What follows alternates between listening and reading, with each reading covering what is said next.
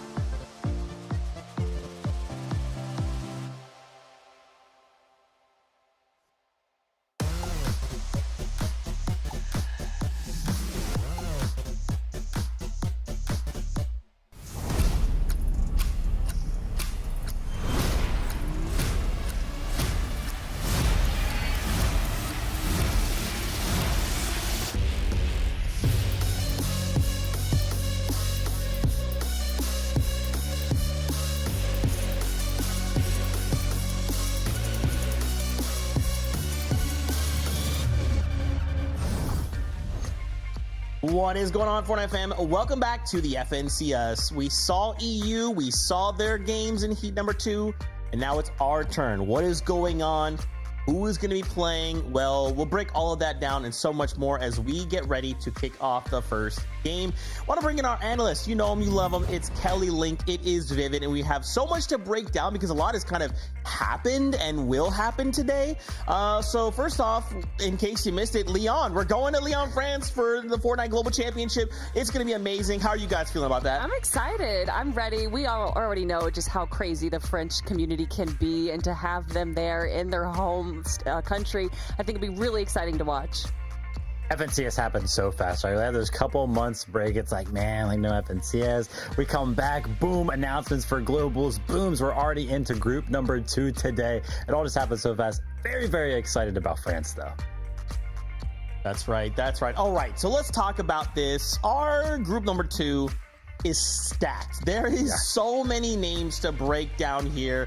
We'll start really easy, right? Peterbot, Hold, and Ritual, a trio that I would not want to see if I was participating in heat number 2. Yeah, I mean, what can't you say about this trio right here? Peterbot coming off of quite possibly the strongest run that we have ever seen from a player in the FNCS ever, going from second place in Major 1 last year to getting back-to-back wins, and then of course that global champion first place with Poyo. Now separating from Poyo, joined by Cold, who has an insane amount of accolades in his own right, and then of course Ritual as well. I just can't even begin to express just how dominant this trio has been so far. Just super incredible, right? It's kind of like, Peterbot, incredible year, the best year we've ever seen. And now joining up with Cole, the only player last year who was kind of joining that conversation of like, if there's a player that can kind of take Peterbot down, it's going to be Cole. Now they're on the same team, and they are proving why both of them are such a strong pairing when it comes down to trios. That is right. We're excited to see them because we also have some stats to break down. Why don't we start at looking at their Div Cup performances? Yeah, I mean, if for some reason you're not familiar with this trio, we just have numbers for you, and the number is 1. Yeah, it's kind of funny looking at their play-ins and seeing how they went, and a lot of people are like, what's going on? Or they watch. Some people are saying, oh, well, they just didn't even try in day 2. That might honestly be the case. They qualified into the group stages just through the points that they got in day 1, and then in day 2 they got 93rd place. So I feel like it wasn't an accurate representation, the play-ins, of how they are. But then when you look at their div finals, I think that kind of paints a better picture. Yeah, I mean, they just can't stop winning, right? Obviously, the number 1s right there looks like some sort of a glitch, but no, that's accurate. And then also the performance evaluation Cubs taking home 3, getting top of the leaderboard in those as well. Just been so dominant. Yeah, this is a trio we will definitely be keeping eyes on and probably expect them to get a victory royale. If we don't see them get a victory royale, I would just assume they're practicing something that we don't know, some strategy. I have no idea. As we bring up this lobby list, though, a couple more names to throw away. We wanted to highlight Vidil, Cooper, and Sphinx. Obviously, Cooper, a previous global champion, now paired up with Sphinx and Vidil. Talk to me about these guys. I actually got to have an interview with Vidil and Cooper separately, and just hearing the vibes is the first thing that really comes to my mind about this trio. Cooper and Sphinx are longtime friends. They knew immediately once they got into trios that they wanted to play together, and they tried it off a little bit with Noxie, I believe, but they dropped Noxie around week 2, week 3, and they contacted Vidil himself saying, we want you to come to NA, we want you to be a part of our trio, we think we can dominate. And let's be honest, when it comes to NA, especially in this major, the argument is who can be first place. The real storyline is who can take down Peterbot, Cold, and Ritual. And as far as just numbers go, it looks like Vidil, Cooper, and Sphinx might be that trio. Might. Yeah, I mean, I wouldn't be surprised by this. Obviously, a very stacked trio. You have the global championship, or the global champion from a couple years ago in Cooper. And not to mention, I love watching trios because when the vibes mesh very well, it's just entertaining. It all flows super well. And let me tell you something, this is a very entertaining trio to kind of watch whenever they're on stream playing together. It's just so fun to kind of watch them enjoy the game together, make jokes the entire time. Yeah, Cooper has had a pretty good run this season so far. He's won a solo cash cup and gone a second as well. And then you just look at the history that Vidil has, 20 different FNCS finals. And of course, it's not just Cooper that has the title. Vidil as well has won an FNCS grand finals. So to see them all come together in this trios, I love it. You know what I love is actually hearing from the players. As you mentioned, Kelly, you had time to catch up with 2 of these players, and Cooper has kind of laid out what he thinks each player does and what role they do well. So why don't we hear from them with this little clip?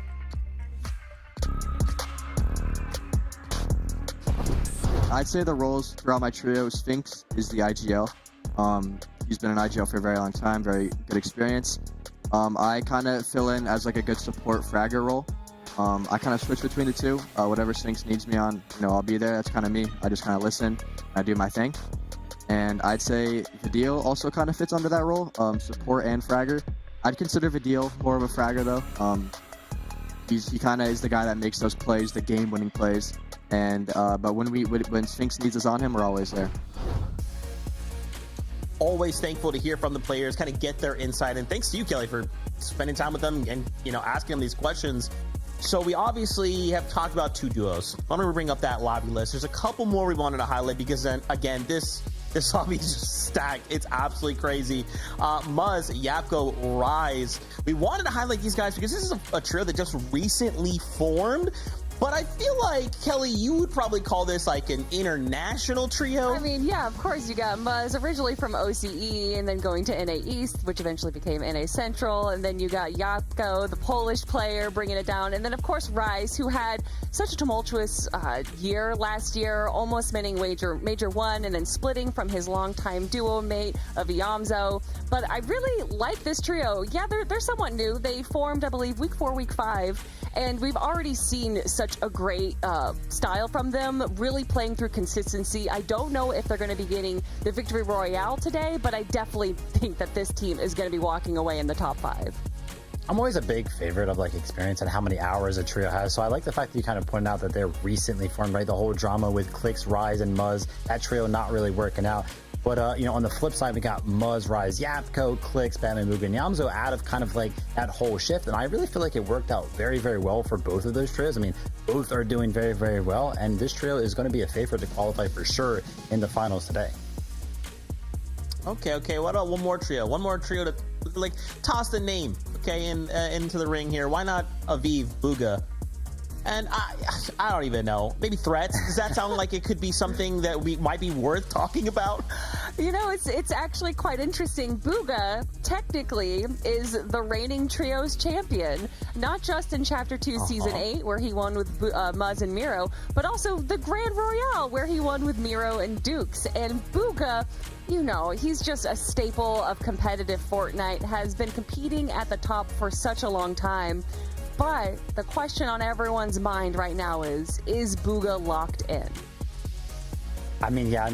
You bring up the whole, trios way back when. I honestly feel like this should be a meta that Bugha can kind of lock in and use that experience. And then, not to mention, it's very clear that Bugha, Threats, and Aviv, they're all very, very close friends. I mean, Bugha has duoed with Threats. Bugha has duoed with Aviv, right? So they've been in the shuffle before. They themselves have experience playing amongst each other. I feel like this is kind of like the perfect storm for them, but it's got to be proven when it actually gets down to the games today.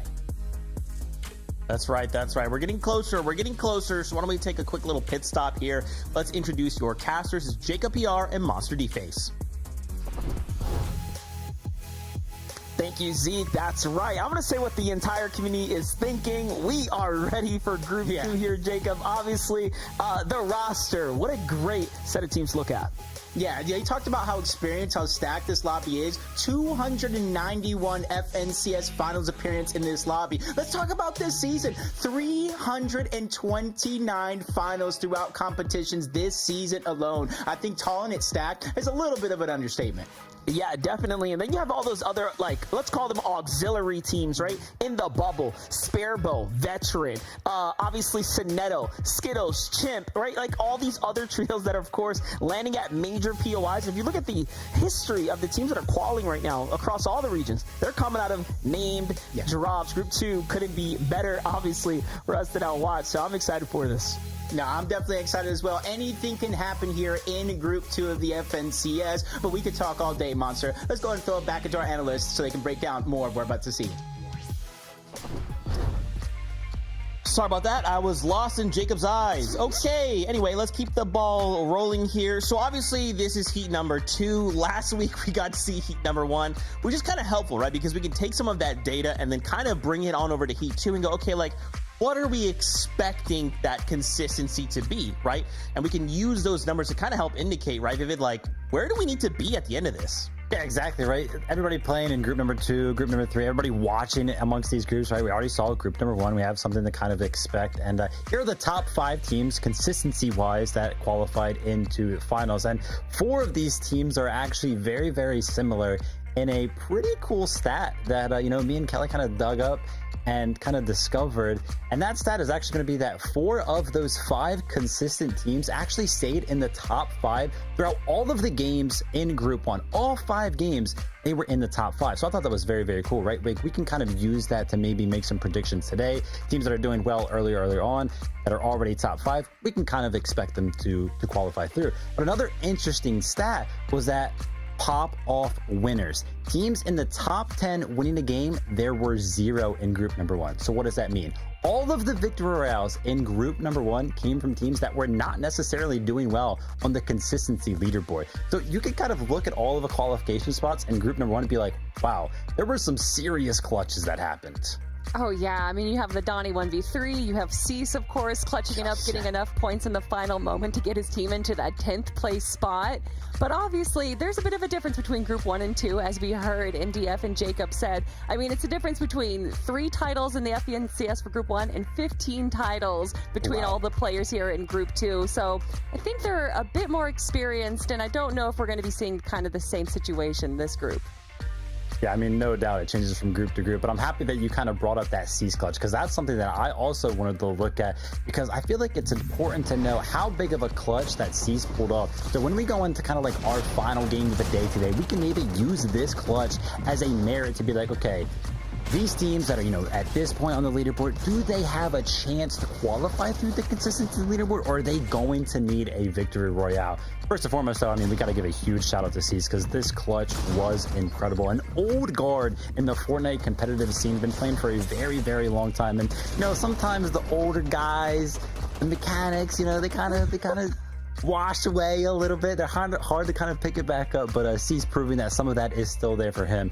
So I wanted to take a quick look at the leaderboard after game number 4 from group number 1, right? So this was going into game number 5. You could see Cease, Jack, Blake, they're in 9th place, 121 points. They ended the group at 200 plus points, right? Like, it was an 80-point swing for that trio. That's kind of the merit that I'm going to be looking at today. It is possible for teams to pull off these giant clutches, not just to a victory royale. Yeah, and we saw between 10th and 15th place for Group 1 was only a 42-point difference. So those 80 points right there can obviously make or break so many trios. But it's going to be quite the gauntlet, Zeke. There are so many big names, so many teams that could easily make it into any grand finals, but we only have 10 spots. I know, and what's crazy too coming off EU is like what we saw there was Queasy comes in, king of high ground, right? And we're like, okay, what are we supposed to do? This guy's going to be terrorizing our lobby. He qualifies, gets a victory royale, game number 1, and that's it. It's like, okay, wait, hold on. We can all breathe for 4 games, right? So as we kind of highlight some of these trios, any one of them could look to just go into game 1, get a victory royale, start thinking about, Major 1 finals. As we've kind of seen from EU already, do you guys have anything you guys are cooking up? Like, one of the questions I asked them was, how do we combat this like chaotic environment, right? Everyone wants the victory royale. Everyone is running around low ground, mid ground, nothing to their name, because they all want the same thing. We want the win. And on top of that, we have some team on high ground above us that won't let us breathe. I think at this point, there isn't much more you can do than what you've been doing before, which is preparing. Hopefully these teams have been watching what's been going on, not just in Group 1, but also in the EU Groups 1 and 2, having a plan, having a strategy, and not just a strategy of how do we win, but also how do we evolve as Group 2 evolves as well. Yeah, and that's a good point, Z, right? All of that chaos, that's kind of what trios ensues. There's 3 players that can make a play at any point in time, even if it's just a trio that's up on the high ground. 3 players shooting at the same box. Very, very chaotic, but this is why they are the professionals. They know how to handle these situations, and I'm excited to see who handles it best today. That's right, y'all got me super hyped, so let's do it. Game number 1 is ready for us, so casters, take it away. We're excited for the weekend here. Group 2, Game 1 is about to be underway here at the FNCS. Fortnite is on the menu right now. Obviously, Group 1 was just setting the stage for us, Jacob. So what are you looking forward to?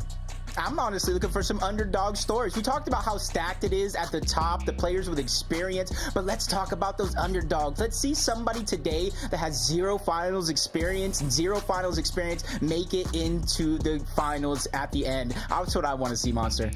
Hey man, well, we all know anything can happen here as the battle bus starts to ready up right now. The drops, of course, we are looking at the center of the map. We're going to be paying close attention to what Peterbot, Cold, and of course Ritual can do. Given that their, again, performance is leading up, they seem like they were kind of easing up. So let's go ahead and do it and jump on the battle bus.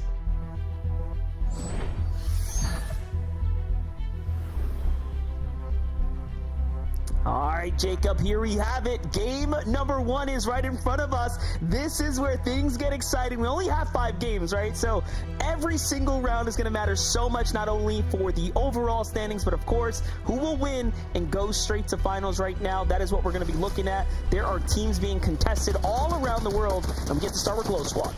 Yeah, this one's going to be a tough one. Over towards Tinkle Terrace. A lot of space, but immediately they get those floor spawns and go to work. Zach is going to be the first one dropped. He goes back to back. They don't even see him at the top of the roof, just terrorizing everybody down below. And he's not even wasting time getting the elims. He's letting his teammates know where the last player's at for a quick cleanup right out of the gates.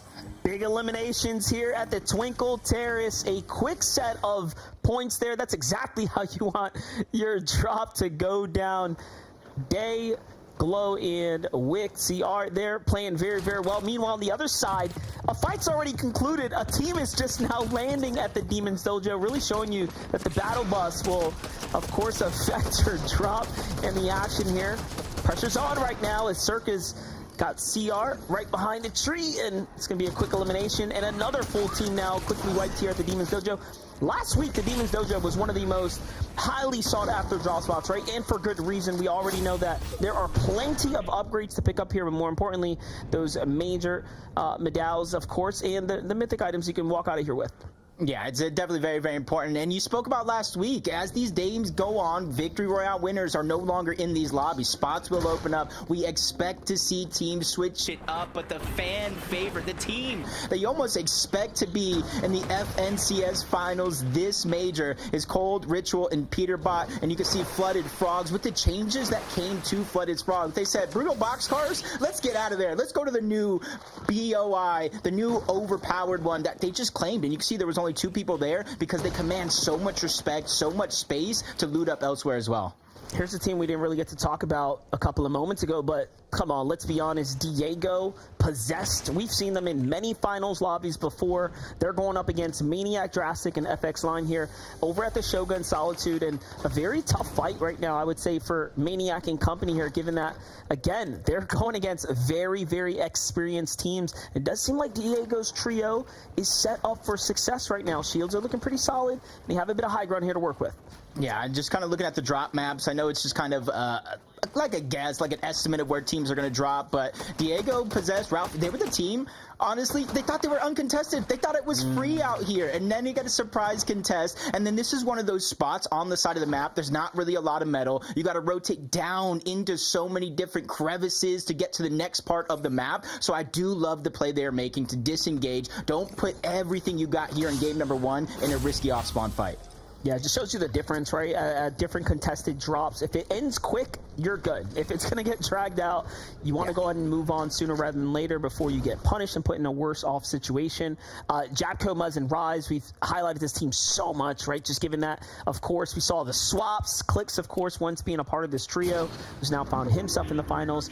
Got to keep eyes on them. And then, of course, Vidil, the biggest surprise to me of all the trios, of all the rosters out there, this one right here, Vidil coming to America to compete with Sphinx and Cooper. What a sweet surprise here now. Yeah, can you imagine the turnaround for Vidil this season? He didn't necessarily perform so well in the FNCA trial on EU. Didn't really have anybody to play with. We heard about the phone call. Cooper going from a coin flip to a phone call, getting Vidil all the way from EU to NA. And Monster, let me tell you, they have been one of the most consistent teams this season outside of Peter, Cold, and Ritual. And that's why a lot of our analysts from all over, not just the ones on the show, are looking at this as the potential team to take that top spot away from them. Oh, that's right. And then, of course, Booga, Threats, and Aviv. I like to look at this team as not only a highly skilled, very competent set of players, but friends, right? Friends that, of course, have participated with one another in a various amount of events and different types of different tournaments. And now, of course, looking to get it all back together here for the FNCS, running it back one good time. Had a lot of chances to catch up with even Threats himself. Just a very level-headed player right here. This is a team that can easily, of course, pull a Victory Royale. And then you have Sinetto, Veer, and Scar here. I mean, I had to highlight them just a bit, right? Lost Lake's a great drop spot, but more importantly, very, very seasoned team as well. So this is what makes Group 2 so exciting, so much to work with. And look at this. Looks like they are turning in that Water Spirit.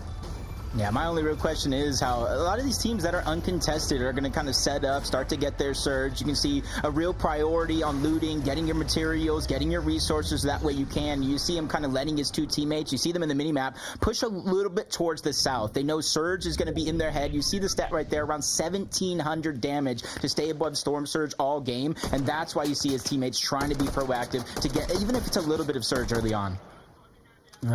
Some easy math for you to work towards. There's Bacon, Cam, and Macwood looking for some exchanges. Meanwhile, Peterbot, though, biting off more than they can chew. Ritual and Cold left to try to clutch this one up. A lot of down bodies here, though, so this is absolutely winnable as it's a 2v1 situation right now for Ritual and Cold. Yeah, and honestly, when I was kind of thinking about this team, talking about weaknesses, and you kind of look at them at first glance, they have no weaknesses, and then I really start to think their own weakness might even be themselves, and Cold realizes it's a solo. We talked about how dangerous he can be as an individual player, especially with Peterbot on his team, but with no help, he lands the first shot, and the second one's even easier to complete the wipe, and if you look at that, Cold, all 3 eliminations for the team, setting the tone and the pace for this trio. You line up 10 teams in this lobby right now, I promise you, 9 of them are not making that push there. It doesn't make sense, but Cold is so confident. When he wants the door open, he kicks it down. Well played for him. Jumping on into Victor V here, Skittles and Chimp. I like this pairing right here. Obviously, we saw a lot of Victor V last year, right? Paired up alongside Paper. He's had so much time to grow and continue to mature as a player. And he had a big decision, Jacob, right? Does he stay on NA and basically compete here on the central servers or otherwise? And he decided to stick around and take on the competition. Yeah, and I love that. He's somebody that you kind of think about years ago on that Western region contesting Arkham and Epic. Everybody on Twitter, everybody on social media just kind of looking at them saying maybe they're just not doing it right. But he said, I'm not backing down. I'm not scared of a challenge. If you want this drop spot, you're going to have to fight me. And since then, you talked about the experience. He's been doing so well. And now with 2 players like that, I think he can continue to perform well as we go from team to team, checking out these spots. A lot of them already getting these mountain ranges, the top of these hills, trying to set up their surge bases, especially with the zone pulling towards the south. That's how they're going to get the surge, or at least the best chances at getting free surge. Yeah, speaking about Southern teams, you have Possessed Diego and Ralphie, who have continued to move down past the Solitude here, but like what we're looking at right now, just getting situated, right? The name of the game here. No need to fully slow down your momentum, though, as we all mentioned. You gotta find battles, need to find your tags, and being down here is only going to work against them if they can't find a trio, and little do they know, everyone seems to be long gone now.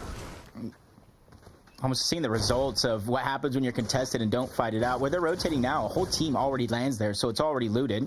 Brutal boxcars. You see not only 2 teams directly in this POI, you see on the right of the minimap 2 more teams set up at different elevations, just trying to get some easy shots down here on these teams that are trying to get as much metal as possible. The drop spot probably not having that resource, and you can see Macwood, Bacon on the outside, and their trio towards the outside. Macwood got cracked, so he's just kind of forced to box up at the edge of zone, wait to heal, while everybody else kind of gets free reign at him.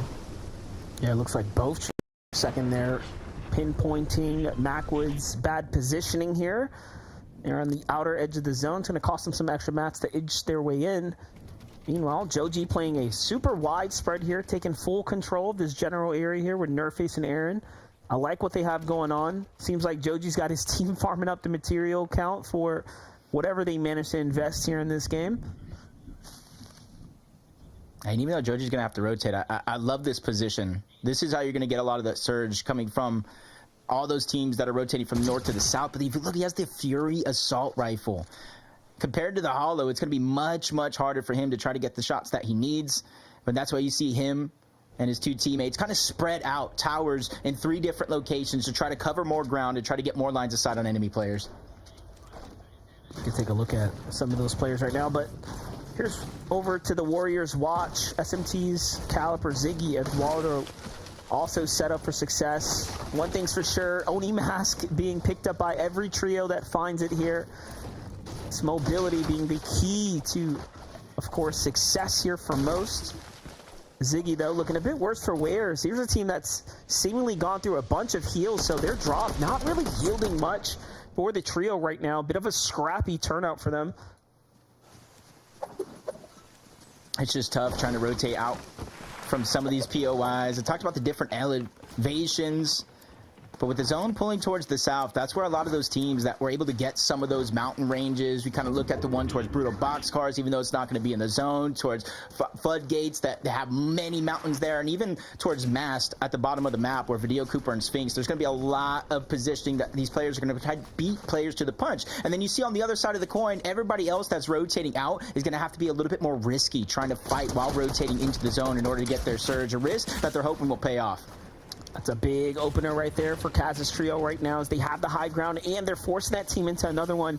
I'm not sure if they caught wind of their another trio being there, but does seem like with the counter fire coming back, they're going to ease their way towards the zone first. And it's actually Joji's trio who has managed to just continue to hold fast there. Aaron taking up the tower and Joji coming on down. Meanwhile, Peterbot, Cold, and Ritual find themselves deep inside the storm, not feeling any pressure right now to find damage since they got their full eliminations and chased the team down. Yeah, that's giving them a little bit of comfortability, a little bit more flexibility as well to kind of make this slower, less dangerous rotation towards the western side of the map. And that's where they instantly try to beeline their way in. If you can see as well, the little edge of the zone, well, perfect. It kind of pops up. It is going to lean over towards the west side overall. Yes, it can center up. Yes, it can pull over just a little bit towards the east. But overall, this zone will be on the western side of the map, giving Peterbot, Cold, and Ritual fantastic positioning as soon as they make their way in. And one thing to think about, too, when you watched how their fight broke out, they got to get the full eliminations on the down bodies, right? So that's just a little extra padding as far as overall damage is concerned. So I really do think they're keeping very close tabs on how well they're playing right now, and they don't have a worry in the world at all right now. So they're going to be the only team coming in from behind this zone right here. Likely to rotate now into Aoxy, who's holding this very isolated tower right now. The fact that they marked it out could honestly tell us they might even be thinking about sneaking up there, right? There shouldn't be a trio in that box by any means, but talking about Joji, Nerdface, and Aaron, though, back on over to the action here. Jacob, it's going down right now. Looks like a lot of toe-to-toe action here. Yeah, it's almost wondering how they were kind of just being the aggressors, pressuring all these teams around them, and then they end up in a scuffle. It looks like Fredbot, Nut, and the trio just had enough of just getting tagged up on their way in, and so many other trios probably feeling the same. They cannot get the surge rotating from north to south, playing that slow, hollow twister type game, so they're choosing to fight it out, and they're hoping that these fights really work out. And for Fredbot and Nut, they lost Liam, but you can see all the heals, different water sprites. You can hear the chug splashes as well, so they'll be able to stay in this position, and once the two teams disengage off of this fight, that's when they're going to try to go for that reboot on Liam. He's got so much to work with. Not only 3 charges in the bag, but of course you see these others trapped in the box right there. But the push ends up happening here. Fred defends himself alongside Nut right now. That plays out pretty well. Seems like they're in the advantage, I would say, but this is still a 2-on-2 situation here. Anything can go down.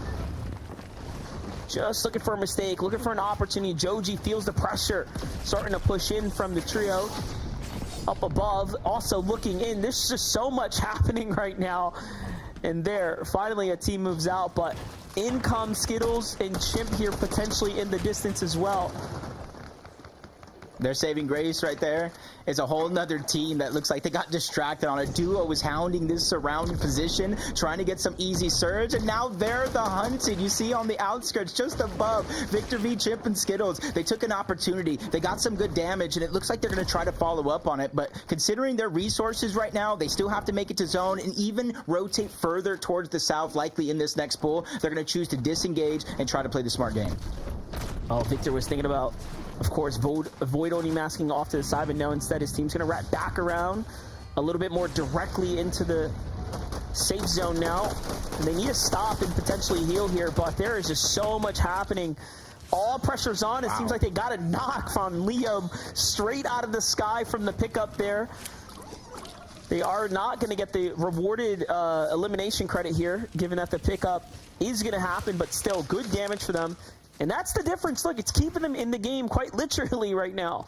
Yeah, much needed damage. You don't want to be outside of zone, having to rotate in, and have active surge tearing you down, forced to use your heals. 104 isn't much, but we both know something is better than nothing. That's going to give them a little bit more comfortability to try to finish this rotation. You can see how the zone, there's nothing at the edge. So again, this will continue to pull towards the south. Chip and Skittles Victor V making the right decision, I think, to trail this team here. You know, given that this player was, of course, knocked, they have to be down on just material count as well if they're going to naturally start splitting stuff up. But let's take our focus on over to the islands here that just spawned in, of course. Up top, Tenkacito, Hakio, and Yuma are the first to take position right now. There's another team nearby, but they're on the natural terrain here. It's very good positioning to get surge for all these teams rotating around. You have some of the best elevation on the map, but when everybody's already boxed up, whether it's brick or metal, it's going to make it exponentially harder as they sneak a shot through. He takes just a little bit too much damage. 104 above the damage threshold. Another team that we're seeing in a situation where they have the numbers to be above, but instantly just like that, you can see them fall below. Notable teams here on the big mountain. Cooper's trio, Booga's trio, but let's get back to Skittles and crew on the move right now. Looking to hunt down Liam and his trio. So far, so good for them, but they've stood a lot of time here, spent so much time inside the storm line. Fredbot, nice, all that's left. Liam falls once again. It was expected. And look at this, Fred out of heals now, so very desperate situation here starting to play out for them, and they're below the surge. It's going to be a matter of time now if they can't actually find a refresh or a set of eliminations here now.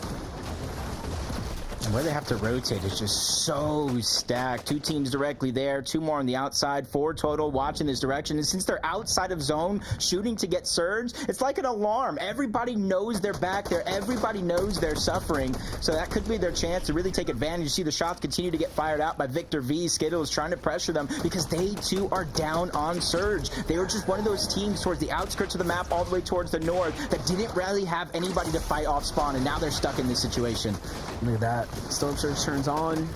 They're thinking about waiting this one out. Heals are down. Shots going on all around them. Victor, I like how proactive we see him, never stopping and getting complacent as some may. He's on the hunt right now, but it's not looking good right now. The damage really starting to add up here. A tag below. It's just tough. 23 now. Let's see. You just need to sneeze. Look in someone's direction. Take the shot. 27 above. That's literally one shot for the team below you on that storm surge threshold, and it's going to be exponentially harder now, Monster, because now they have to rotate over this mountain with a team positioned on top. Oh, yeah. Shots coming in from above now. Everyone's got their focus on here. Victor making trouble with Aaron and Nerfface's trio down low. It is not looking good for that team right now. It's not looking good for Hakio's trio either up here. From the high ground, you saw them trying to put pressure on the teams in the mountain, but those teams were just besting them in every exchange. Now they're forced to rotate out. I like what we're watching, but they're going to be forced to land on a team at this point. And no, the hesitation to double back. Hakio will likely get finished here. There it is. 1 down, 2 down, and Yuma is all that's left standing. Yeah, and you can notice one thing about that island, right? You see the boss is still up there. That just goes to show the amount of struggles they've had the entire time. And even going down. Was that the boss? Was that the boss that just took him down? Was that 3 points for the elimination? Oh, there you have it. Damage coming from every which way. They just couldn't catch or break that game. But you also can't just leave the boss laying around either. So take a look at some highlights, though. While Storm Surge was giving teams problems, you see Muzz racking up his set of points from down low. Great game so far for our vets, if we want to call it that. All the teams highlighted at the top of things seem to be doing just fine, as we expect of our very much seasoned trios. Look at this. 5 elims for this team, and we're only now getting to the end game. Yeah, and you can kind of see it was probably some tough eliminations. We saw some of that road just to get here in zone number 7. It really cost them a lot. And you can see the Void Mask on Nerfface. Only 2 uses left. So it's going to be tough for them to traverse the rest of this game without an elimination. So that's something that they really need to keep their eyes on. Just like Bacon Cam Macwood trying to look out, get some damage. 63 below the threshold. It is active as well. So they need to be in a quick hurry with another team positioning themselves right next to them. That's Cooper, Video, and Sphinx. They're going in. They're going on the offensive, trying to get the damage. Quick shot on the Video, but it wasn't much. It's a battle worthy of endgame trios right here. Bacon, Cam, and Macwood pushing onto Vidil's Sphinx's no. box here. They absolutely have to. This is full desperation. Cooper, you can see through the wall, have the shotgun ready. It's Vidil who lands the first blow. Into the box they go, and everything is coming down now, tumbling, crushing beneath the pressure of the damage of the surge there. And they just turn it on. They go right back into things. They say, you know what, let's get the points as well. Let's also secure the loot here. And it just doesn't get better here for Cooper's trio. 4 elims now, and all of a sudden they're looking excellent here. And Jacob, compared to last week, I mean, game 1 of Group 2 already much more exciting, really showing you the caliber, right, of the roster here. Yeah, I think people kind of were able to watch that Group 1, a stacked lobby of sorts, and realizing how hard it was to actually get Surge, and realizing that sometimes you're just going to have to go box to box, fight for everything. As you see one person going down, that's Sinetto, who got separated from the rest of his team, caught off guard. Sparrow's here, Zockles is here as well. They find another elimination, and they're getting all this loot, or at least trying to, but you can see it wasn't much. It was every single team that was down on Surge and needing resources. That's where they got those eliminations. Always a tough spot to be in. Teams have options too to play through Surge. No one deciding this time to wait it out, try to heal through it. Everyone wants to fight. There's a quick update now with Peterbot, Ritual, and Cold only sitting on 3 eliminations from the start of the game. Now things are starting to turn online. Cold managed to snipe one right through the box there, really stealing away eliminations here from other teams that are in a bit of a scramble right now, but it's going to be time to rotate here soon. See who's going to make the first move right now. Yeah, they got that second down as well. Cold got one, Ritual got the other. Those 3 eliminations might have been risky with Peterbot going down early enough in the game, allowed them to make that rotation all the way around safely enough so they can save resources, save materials, and make it this far into the game, but they're box to box with the other threat, the other team that we think could potentially take them down. Like this, Cooper, Vidil, Sphinx find themselves at a bit of high ground here as they go up the mountain as well. Plenty of charges left in an Odin mask as well, so really a story of no pressure here for Vidil and company. The team on height is Sparrow's trio right now, who has a bit of control, but notice they're not looking to overcommit. Very smart play. More unexperienced trios would have put a lot of investment into that high ground there, but I think the decision to play conservative is going to play out well now. Meanwhile, Peterbot and Ritual say, forget your conservations, we're going up. We're playing in the mats. We want high ground. We want a game 1 win. And it is starting to backfire onto them. Half of their material fully gone now, invested, if you will, here into the height, and they get potentially chopped down. But no, the save there to keep their boxes up. Up come other trios as well. Yeah, quick thinking by Peterbot, just try to save the elevation that they have, and now they're going to have this line of sight. Every team, Void Mask just a little bit too high. They're going to become a target by them. Ability to get pressure, and you see in the distance, Booga, Aviv, and Threats threatening their high ground. They orb directly on over them and shut them down. This is exactly what you need to do in order to make sure that your second height has no chance at taking you down. This is a team that's playing it very well. This is what we expect them to do as well, and honestly, play to perfection to some degree. All the metal's starting to come out now. You saw the Oni mask right there, right? Just in case they have to double back, he's got positioning there to go ahead and save the base if they need to. Cold looking for anything right now. He knows there's teams inside of the zone. It's Sphinx who's under focus, the first one to go down now. They can get him. They can actually get him. They go to the front side of the zone. They quickly box and tarped on over him. He's going to have a chance to get on up, so that Peterbot down on the Sphinx is only going to last for so long, especially with them momentarily getting contested, forced to turn around, making sure nobody orbs on top of them, but that's a whole nother player stuck in the wrong box. Cold takes him down. More resources for their end game as he finds another elimination. Cold strikes again. It's just so well played. They boxed up the player's Oni Void Portal there before he even realizes he can take it. He's already in a world of trouble. You're watching the best at work right now here on NA. Can they keep the momentum going? So far, it's looking good. Cooper, Sphinx, Vidil. Somehow Sphinx is back in the game here. Even from the knock, no conversion happens. Aviv, Threats, and Booga on the front side of the rotate right now. Pressure's on them, but Cooper, Sphinx, and Vidil seem like they have this all under control now. It almost even looked like he was setting up a pre-edit, but on the other side, 2 of Booga's teammates go down. He's struggling to try to stay alive. That was the pre-edit coming out from Vidil, Cooper, and Sphinx, taking advantage of a weak trio down below. Well, don't forget, you still have Muzz, Japco, and Rise here. with no mats. What can they do? A refresh is in absolute need here. So many teams still left alive, but not a single one with room to work with here, as our high ground trio of Peterbot's team is putting it all down here. Neko has to do something big, turns off the Rise jumps into the box. Neko with the beautiful tag there puts him in the game. That's one. No second on the follow-up because the pressure from Ritual is firing down now. But look, high ground starting to fizzle out here. Matt's looking a little light. When will they jump down? They just got to keep putting pressure. They see everybody scrambling over open waters, wasting a lot of material, trying to stay alive, but a quick peek back coming out from Cooper. He's able to get all that loot, get the elimination. That's valuable loot. Now they're trying to claim space. If Adil does it again, a big elimination. That's their 10th one of the game so far. He's just too good. But they are very, very hurt now. Siphon's going to start coming through for Sphinx here. It's going to keep him in the game. Pressure from up above. It's a 3v3. The low ground team's a bit hurt, but they are fired up and they have mats to work with. Can Peterbot, Ritual, and Cole close this one out? They have all the advantages. Their game to win now. This is like a foreshadow of what we could potentially see later this month. Cold, Peterbot, Ritual, box to box against their only real threat, the one consistent team. Cold scrambling around, Peterbot down below, trying to fight it out, trying to be the disruptor. Cooper scrambles around, Sphinx goes down, Fadil goes down, Cooper gets one, but it's just not enough to overtake Destiny. Ritual, Peterbot, and Cole do it in the exact fashion that we expected them to. It was a high ground demolition course on everything down low. What a fight that we were, of course, privy to there in the end, though. A great, clean 3v3. And you know what? Cooper, Sphinx, and Fadil put up a wonderful, wonderful fight.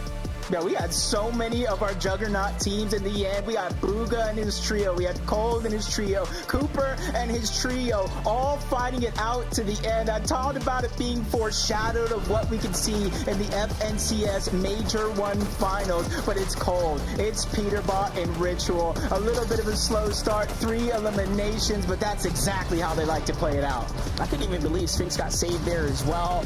But from Cold's perspective, man, all these eliminations really putting up the most critical pickup right there. That's the refresh that gave him the mass to stay in the game. And then, of course, led by Ritual, the IGL of that team. In the end, though, Cooper, Sphinx, and Fadil put up a great, great fight. I thought it really could have gone their way. I mean, Cooper had the bit of high ground. He found the knock, but it wasn't enough. Victory out number 1 is going to go to Ritual, Cold, and Peterbot. What a win.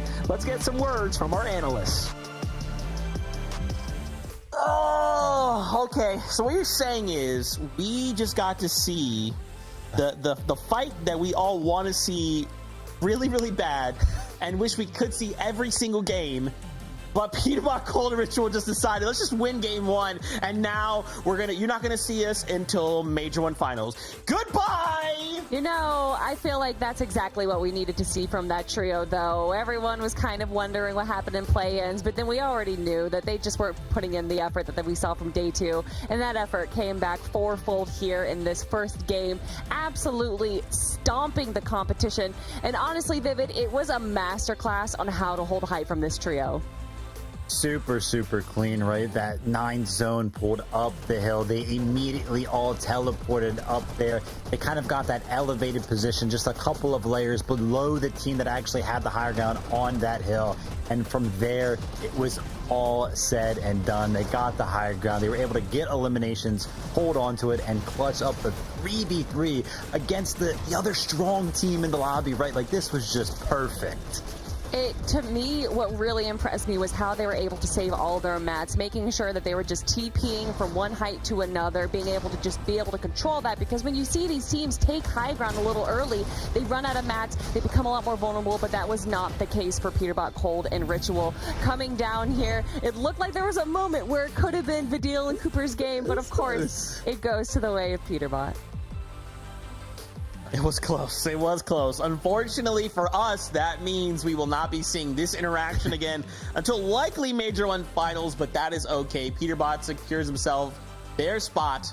But for now, we have to go to a break. When we return, though, we're breaking down more of what we saw, more trios, more action, and of course, set ourselves up for game number 2. So stay tuned. We'll be right back.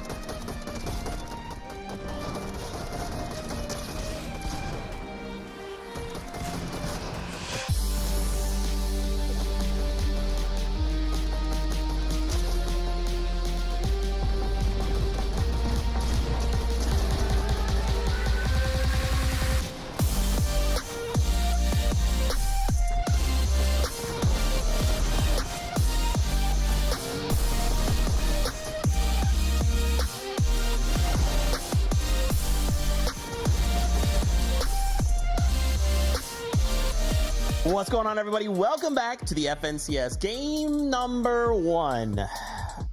Yeah, Peterbot did it again. Yep, he got himself a victory royale. It's fine. We won't be seeing Peterbot Cold or Ritual until Major 1 Finals, which is definitely a bummer for us. But for them, it's great. It's for them. They just look forward to Finals, and that's where their minds will start to prepare for. But what happened in game number 1? Well, I just want to kind of take a step back. Cooper, Sphinx, Badil, we got the 1v1, Kelly, that we want, you know, out of a Major 1 Finals. And unfortunately, it did not go Badil's way, but to see it kind of come to, especially in just game number 1, just beautiful.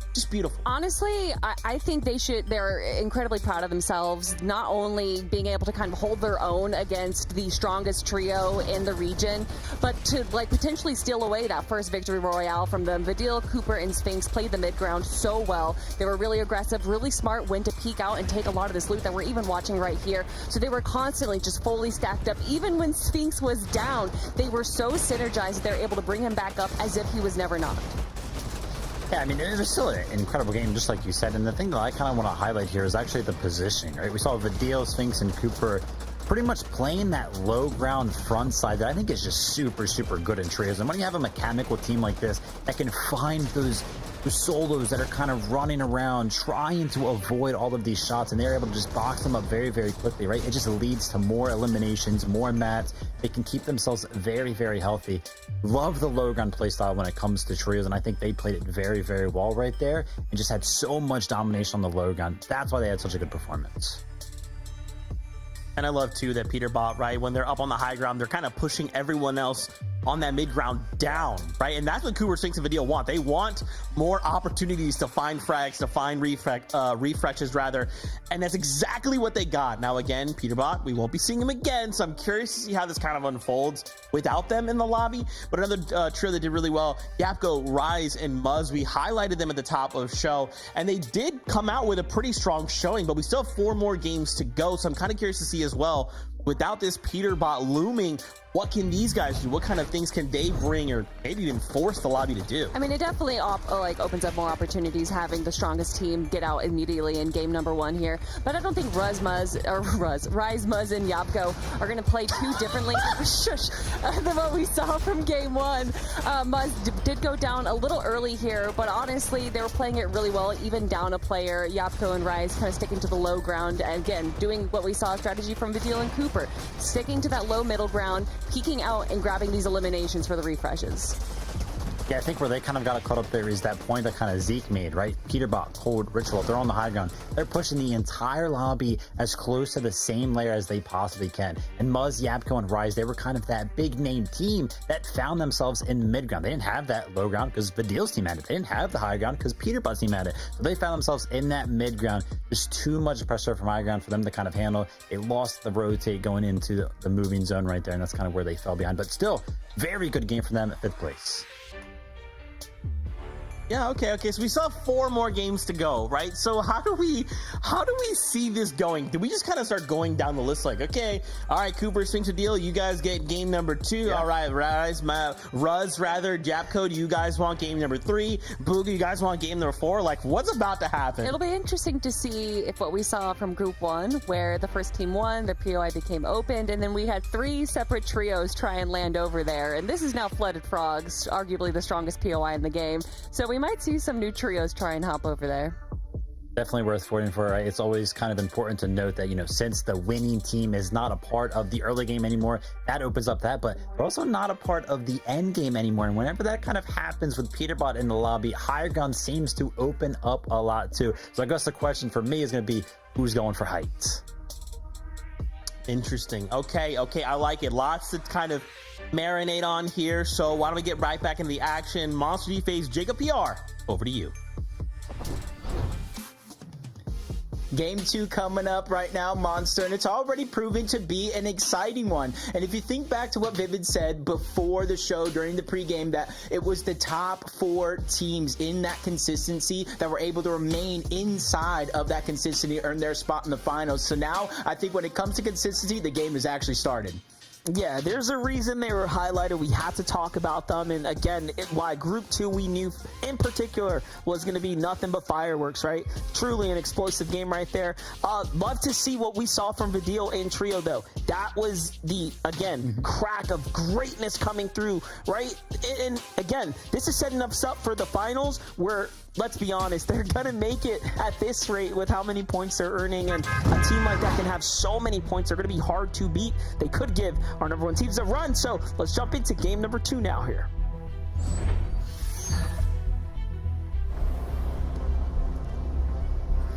First place on that consistency leaderboard, 87 points. And if the games were to end now, I know it's not a lot, but 48 points. There's already a 6-point spread between making it in through consistency and missing out and having to go through the last chance qualifier. That's something I'm going to be keeping my eye on as we go into game 5 at the end of the day. Yeah, let's be honest, last chance qualifier is not a position anyone wants to be in. Anyone can queue up. It's going to be absolutely chaotic, right? Anything can happen. Why leave it up to that? You really do need to make it out of these stages if you want a chance at finals. Otherwise, it's going to be all in the air. But for now, we got to make it all drop, right? The Twinkle Terrace, of course, was one of the faster fights that played out last game. Seems like Dave's team's in the lead once again here, catching Plasmafy, and Dave's got seemingly wind of the team in front of him, or the player here, and ooh, quick reactions there. Ends up keeping him in the game for now, and loses the first trade, though. That's a big shot right there. But I like Dave's confidence, not truly backing down, knowing he has help on the way, and he still fires yet another great shot, and it's him who got the knock. Valuable HP coming out from the Siphon to keep things fully in their control as they go ahead and converge on this 3v1 situation. Yeah, allows them to keep that momentum up right now. CR's got to just hunt down Vetteds here if they can find him. You know, he's nearby, moving pretty quickly. Glow makes it look easy, and just like that, they put the numbers on the board once again here for the drop. This is excellent work for them right now, and it may not be a lot of damage, but it's plenty to get your game started now. Talk about that. Looks like Dojo and Jack are pushing back this time around here. Over towards Demon's Jojo. We didn't get to see the beginning of this fight in game number 1, but you're seeing how spread out everyone actually is. Just trying to take basically pop shots at each other to try to get the knocks, the downs that they need, but it does look like an opportunity at a free revive on that other side. Yeah, they're just going to go ahead and seem to settle down now as this team's going to bounce back here. Let's take a look at it from a different perspective. Max Cirque from down low, he gets the knock there, and that makes sense as to why he didn't get to fully push there. But notice, they're taking that as an opportunity to get away, right? They really don't want to commit at this point. It's okay to know things are not going your way, but look at this. Flooded Frogs, right? Team wins. Peterbot no longer has to queue into this game now. We're cold in Ritual, and a new team moves on in. Last week, we saw multiple teams decide to take the open POI. This time, it seems like Strikes, Barkley, and Hyken here get a little lucky. Yeah, and I feel like they really have to take use of this positioning being uncontested, because as the games go on, other teams are going to realize, hey, it's only one team over there. It's not Peterbot, Cold, and Ritual. I could possibly win the fight, and that's where things get more and more dangerous. We move on over towards Mass Metals, Vidil, Sphinx, Cooper, uncontested. They command so much respect around them. And like last game, the zone went over towards the south. They didn't have to do a ton of risky rotations in order to get there. A lot of their surge came to them. So I'm wondering if the zone pulls to the north, how different will their game be? Really cool to see the stats supporting Vidil's team as well. Alongside Cooper there, but Possess, Diego, Ralphie right now, high ground, full control here of the Shogun Solitude from what we can see so far. But they are running a little light on material, so you can see the pressures of a drawn-out fight starting to weigh in on the inventory right now. It's about the worst spot you want to be in right here. You want to finish this fight up and move along, or you know, you're kind of griefing yourselves out. So both teams here have to pull the trigger. Yeah, and I think they learned from game 1, disengaging might not necessarily be the best option. Yes, you're going to be able to stay alive, but everybody is scavenging drops all around you, split drops, named POIs, so there's not going to be very much loot left. In fact, in game 1, they had almost nothing for a good portion of the game because of that rotation. So now they're saying, hey, with only 36 points, I'm going to have to risk it just a little bit more to try to make a play, win this fight, and get all the loot to ourselves. Especially, you can see they're just at the edge of zone, so they won't have very many hard rotations from here on out. That's what happens when you see a team that can play well defensively. Things start to drag out a bit. Diego knows the clock is ticking. He's been in these spots before. He knows how to clutch up and win these types of early contested battles, but we gotta really put emphasis on the fact that you just sit around. I mean, it's not gonna go well in the long run right now. Jurassic, FX9, and Maniac here, of course, have a lot more to lose here, given that one game's already out the window, right? They need points. They have to put themselves on the board here. Meanwhile, Possessed, Ralph, and Diego at 36 are sitting very, very decently on the overall position in this tournament. Jumping back to Yuma's trio, this is a team that did very well, but unfortunately fell to the surge in that mid-game there. Couldn't even take down the boss, right, with how much pressure they had on them. So this is an important fight here. Yeah, which is kind of unfortunate in its own mind, because the boss gives even more heals. It's just they couldn't risk the damage the boss could potentially kind of push on out. And I like the different approach that they're trying to take to this game. Have an isolated fight near the edge of the map. That way or at least lessens the chance of a third party coming in to try to cause a little bit more confusion. And if you look at the positioning right now, all elevated above that trio down below, even if they don't get the eliminations, I feel like they can at least get some damage. Take a look at this little sneaky play here from Japko. He's getting ever so close right now. He's got wind on a player down low on foot. No opening just yet, though. Patience is going to be important here. You can see his team in the distance is keeping this team busy right now.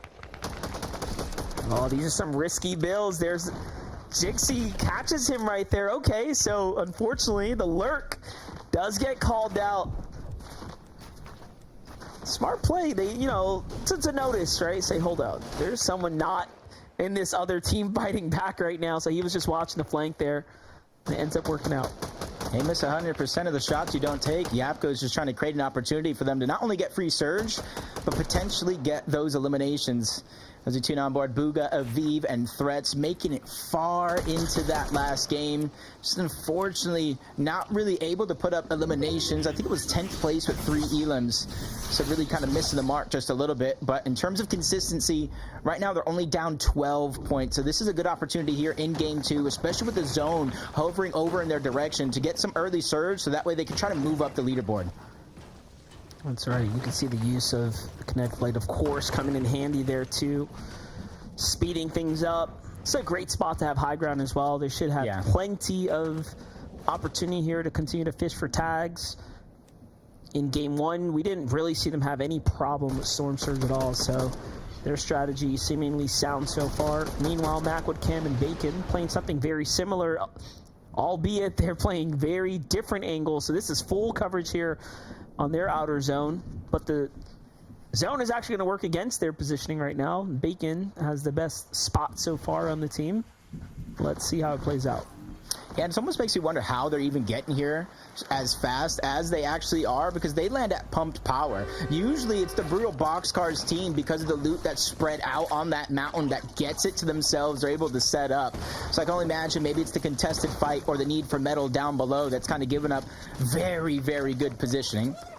And you can see a lot of these players towards the east. You got a zone that's almost like last game, but instead it has a little bit more of a north-center pull to it, but it is going to go all the way towards the eastern side this time.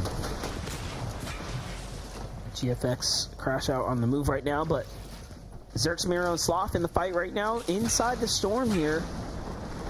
Oh, and it's again against Hakio, Tagasito, Yuma. Yeah, still waiting this one out here. And this is a sign of lessons learned, let's call it, from game number 1. But Yuma's down and out, so desperation still lingering on top of this team here. Clearly they haven't did enough. For all we know, Sloth and team could be sitting on a reboot card here. There's really questionable to wait, so it does make me wonder. I feel like this team's holding them out. Yeah, and we can see Tankasito has a ton of heals to stay in the zone. 2 med kits down below. That's at least on 1 player, so you got to imagine they can stay here pretty long, especially with the zone as of now not too far away. But depending on how far to the north it actually did pull. Staying in this position longer and longer, especially since we saw it towards the start of the game, there's not going to be a lot of resources on them, and I feel like there's not going to be a lot of resources rotating their way in either. The Possessed trio now has eyes on them too, so a little worse for wears there Let's hop back to the terrace.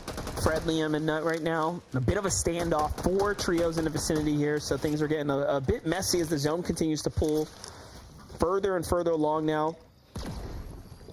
Here's a team that's had a bit of a rough game 1. Seems like another rough early game for them so far. A lot of material invested here.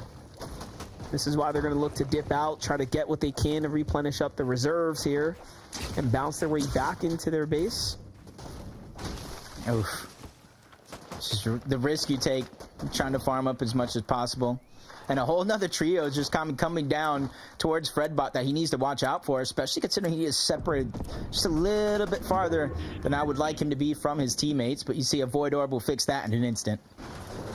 That's the best thing to watch play out there. Knowing your distance, especially with the changes. Day CR Glow on the hunt right now, up to 5 eliminations now. The early game was quick, and it seems like they picked up some more teams on the way. And now they're bouncing up the material count here, really getting ready for this mid game right now.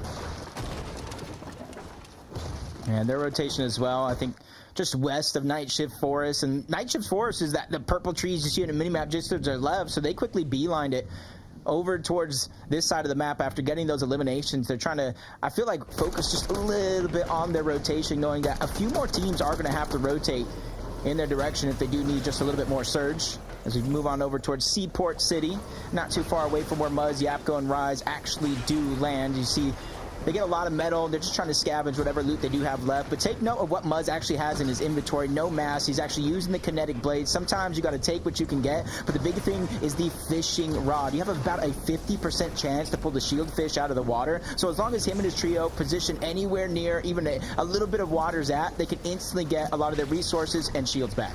We've heard from plenty of the top teams, they will literally base their strategy around the fishing rod if they have it. It opens up so much option when it comes down to actually playing some low ground positions where otherwise you would never want to really find yourself in. Oh, talk about fishing spots. Hold up. Get to get on over to the west coast here a bit. Liam, Fred, Nut, this fight carries on out from the storm. And now they've waited long overdue here. Is it worth it? They get some eliminations right now. I mean, they get to get some material, but the punishment is already done here. You can see Hobby Marabi looking back. Is there more teams pushing in? I think there's another team hearing the shots like, you know what? We want to fight too. It's like, but wait, there's more. As 2 more teams on the outside have a little bit of a scuffle as it's Veer, Scare, and Sinetto moving up towards the island this time around. And already by the sounds of it, it looks like they're not going to let that medallion go to waste. I'm a big fan of Sinetto. Seen a lot of good things come out of him and his overall performances. Veer as well. They've continued to just find themselves in these settings, and it seems like with every major qualification and finals appearance, they have found themselves improving. Should be quick work of the boss here. Take them down, get the rewards, find that. Of course, it's at the invisibility sprint, right? Yep. To pick up from this, so it's a huge upgrade for endgames for sure. Sneak up on teams. Even if you have height, you allow that player to drop down, sneak up on people. That's how you kind of replenish the resources. And if you look, they already have 2 eliminations. So unlike the last trio that was up here in game number 1, they're making sure to stay ahead of the Surge game. So that way, it's not going to be as hard for them to get. And an extra blessing on top of that is the island is towards the north side of the zone. So all those teams that are slow and late to rotate in, those are the ones they're going to be aiming for. Yeah, talk about teams just having to work what they got. Smash Snaps and Richie here. Smiles, of course, has this Void Oni mask, but one of his teammates has a Typhoon Blade, so he's kind of trailing behind, and it's cost them a lot of material here, but they finally find themselves in the safe zone now. We talked about the fishing rod coming into handy. Their goal is get down to that river, get to fishing, find yourself some shieldfish for endgame. Meanwhile, back into the zone. This fight has gotten even messier now, as Liam was picked up once again, so little deja vu from game 1, except this time he's still alive and fighting alongside his team here. Yeah, they followed them all the way over to that reboot. It was Nico who was down originally, separated from that trio. They moved all the way back there in hopes that nobody would follow them this deep into the zone to try to get the reboot, try to get their teammate back. But unfortunately enough, Fredbot, Liam, and Nut just kind of followed them through and through. It does look like they can probably leave Zavi alive, but Zavi with no HP, no bandages, medkits, nothing. This is going to be a heroic effort for him to try to stay alive. He has to get those reboots so hopefully they can try to chain those reses. Yeah, I think they're going to allow him to do it as well. This all seems like a part of their big plan here. Like, you know what? Leave him alone. Let's get to the safe zone. He'll just res him. We'll take some more points out of that team, potentially. For Booga, Threats, and Aviv right now, though, they're on the move here. They found themselves out-positioned as far as the overall zone is concerned, but this elimination right here is going to be a big one. Not only for the damage, but look at the pickups here. A full replenish, avoid Oni Mask for their troubles, and potentially even a blade to go with it, should they choose, but no. It's trying to get to safety here. The difference, too, the material count here compared to the other teams we've seen getting into these early game fights. This one, much more under their control, right? So they had to have found that trio well out of position there. Yeah, and it takes a drastic pull to the west side of the map overall. They're going to have ample opportunities to continue to get damaged. But this is literally what started it all. It's like an ant down there. They were able to see him. 3, 2, 1. The full trio gets the knock, and with the Kinetic Blade, they're able to close the distance very, very quickly. And that gave them an opportunity. You saw from Kinetic Blade to the Void Mask. That's a huge upgrade, especially for this portion of the game. Definitely noticed that quick swap out there, and he didn't even want to use the charges to get back in. He said, I'm taking my mats with me, keeping my charges for in-game. Bacon, Macwood, and Cam, a very experienced team, but they are below the surge here. Really shows you that no one is safe from being active, having to find activity, most importantly, be accurate. Even with this high ground, even with this great spot here, all the teams we could see on the map, but no opportunities now. Just out of the positioning here to find their tags. They're not even technically in zone yet, so they're going to have to rotate their way in. But they have the 3 medkits. They're hoping for these late rotates just like that. Smots is going to go down. His duo is forced to leave him out. That's going to help him just a little bit for Surge, but you can see 51 to 61 instantly falling down below yet again, and that just goes to show how active the lobby actually is right now. Yeah, and I like the idea there, though. Bacon looking up to the high ground team. He sees the Void Oni Mask coming up. He's going to go up. He's going to leave his team down low. Acts of desperation really starting to kick in now. And with him leaving Cam and Macwood, they can't dive on the team down low and take a box fight. They're way too spread out now. It's going to come down to whether or not they can pierce through these builds here. It seems like it works out as someone found damage across the trios. Bacon comes back here now. Options are going to begin to open up for them if they want to jump on top of Summit, Rafiki, and Cirque here. Void Oni Mask for this team, though. This is going to open up another chance for them to find some tags. Especially almost looked like somebody was trying to rotate with the Typhoon Blade. Sometimes you just got to single out the solo. But as of now, it looks like he's going to make that rotation unscathed, but they have more to go. It did look like there was a knock towards the backside on Bacon and his trio. A risk that they have to make, especially with where they're at on that Storm Surge leaderboard. But even if you're not all the way in, you have the pressure, the luxury of being able to force teams out, but Cam is weak. Maxdom sees it. He's trying to Typhoon Blade his way in. Just hearing that gives me a little bit of scare. He's going in on the Macwood. Big shot there. He lands that first blade. He's continuously causing chaos and a little bit of confusion, but it's also confusing him. He takes a big shot, and he's just stuck down low into the mud. It really shows you how strong it is, too. He can just rip through all the metal here. Bacon, though, finally gets things under his control, and they get punished for it. The Siphon starts to kick in here. That's going to keep him very much healthy and alive now, but he will have to make a move here. No pressure, though. He wants the full Oni Mask there. Great pickup for him. Macwood even waits behind for his teammate, too. They don't want to be too far apart. Now come the rotates here. Bacon forced to stay in the zone, though. Uh-oh. The next storm is going to really start to do some big damage here. He's got to get moving. Yeah, it's going to be a 5-tick right now. Luckily, he does have that Void Mask, so he can easily make his way in, try to reunite with his teammates. But he does have some competition along the way, and I even saw Macwood go down, so it's only going to be him and Cam. And if you look at Cam's HP, if you look at Cam's shield, it's virtually nothing. Oh, look at this. Bacon doesn't even want to give his teammate the medkit. He's like, you can have the shield fish. I'm going to cap my HP off. Probably better to have swapped it too. But it is what it is now.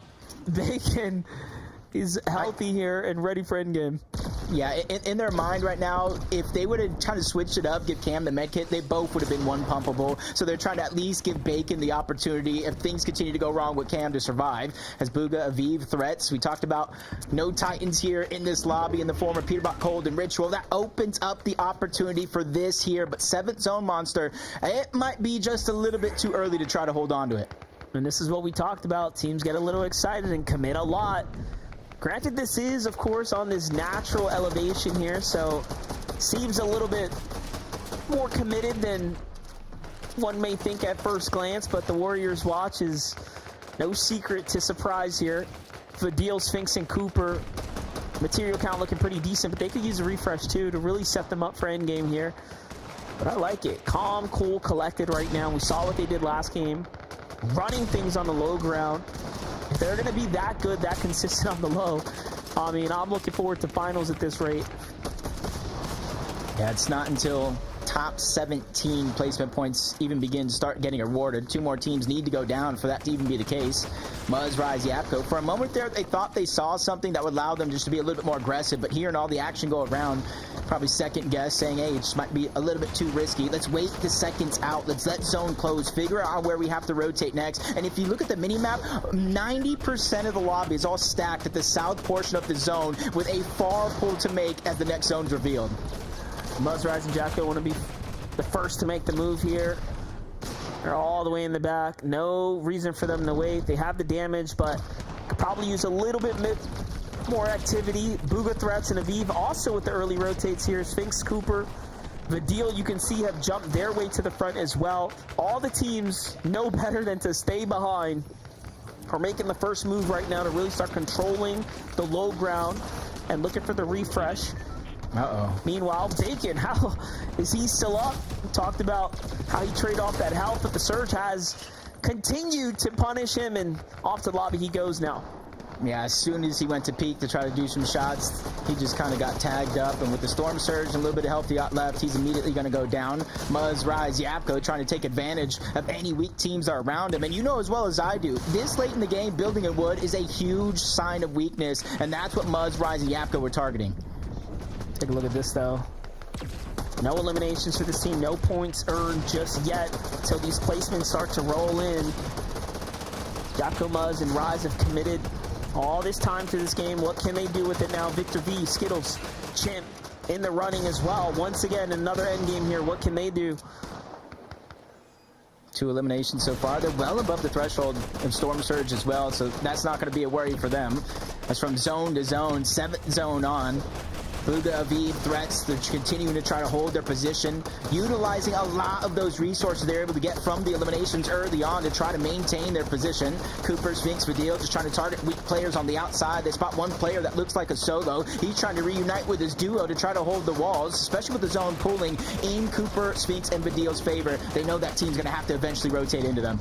And notice every time we tune in with this team, look at all the space that they control. This is the presence that they're demanding in the low ground. This is why they're taking early rotates. They're pressuring teams back off of them, and it really is paying off. Meanwhile, Aviv, Booga, and Threats have continued to try to jockey for high ground and commit a lot of material, but they just get broken down, and now you can see it really weighing in on the material count here. Threats is not looking too hot here. He's going to have to get a split and possibly a refresh down from the teams down low.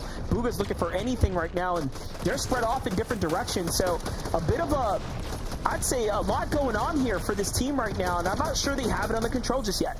Yeah, Threats is putting a lot of trust in his teammates. You talked about the builds. It's Viv and Booga that have what little bit they really do have left, and they're maintaining their position above, but eventually somebody's going to have to drop down. They're looking at the backside of the zone, the front, trying to target anybody that they can, even teams like Cooper, Vadil, and Sphinx down below, but that's a team you have to be very, very wary of fighting, even if you get a knock, because they have all the resources down below. Now Chimp's feeling the pressure. He might be by himself with his teammates that have tried to leave. They tried to scramble out as they get chopped down yet again. But Cooper, Sphinx, and Vidal still on the move right now. Front side of the zone they go. They're sitting comfortable. Meanwhile, High Ground has new teams up top. So Booga, Vive, and Threats forced down to the bottom here. Can they find any sets of eliminations? They're out of material. They've committed too much. Victor V, Chip, and Skittle is going to be the trio out for grabs here, but nothing comes from it just yet. Meanwhile, Threats finds another team, Sphinx, on the side here. Ziggy's trio on the other side. But no, they are crumbling now under the bad call to try to overcommit for Hyde, and it's all up to Booga now. At least he was able to get the elimination, so a little bit of HP is going to start to tick back up as Vidal found one as well. He's trying to move his way back in toward the zone, reunite with his teammates. There's a huge strength in numbers, especially with how destructive this lobby has been so far. Teams missing 1-2 players at a time, but there's another team down below, a strong duo. That's Fred. His team match to match, box to box with Yapko, Muzz, and Rise as well. Everybody's down below, and you can see almost everybody is out of materials.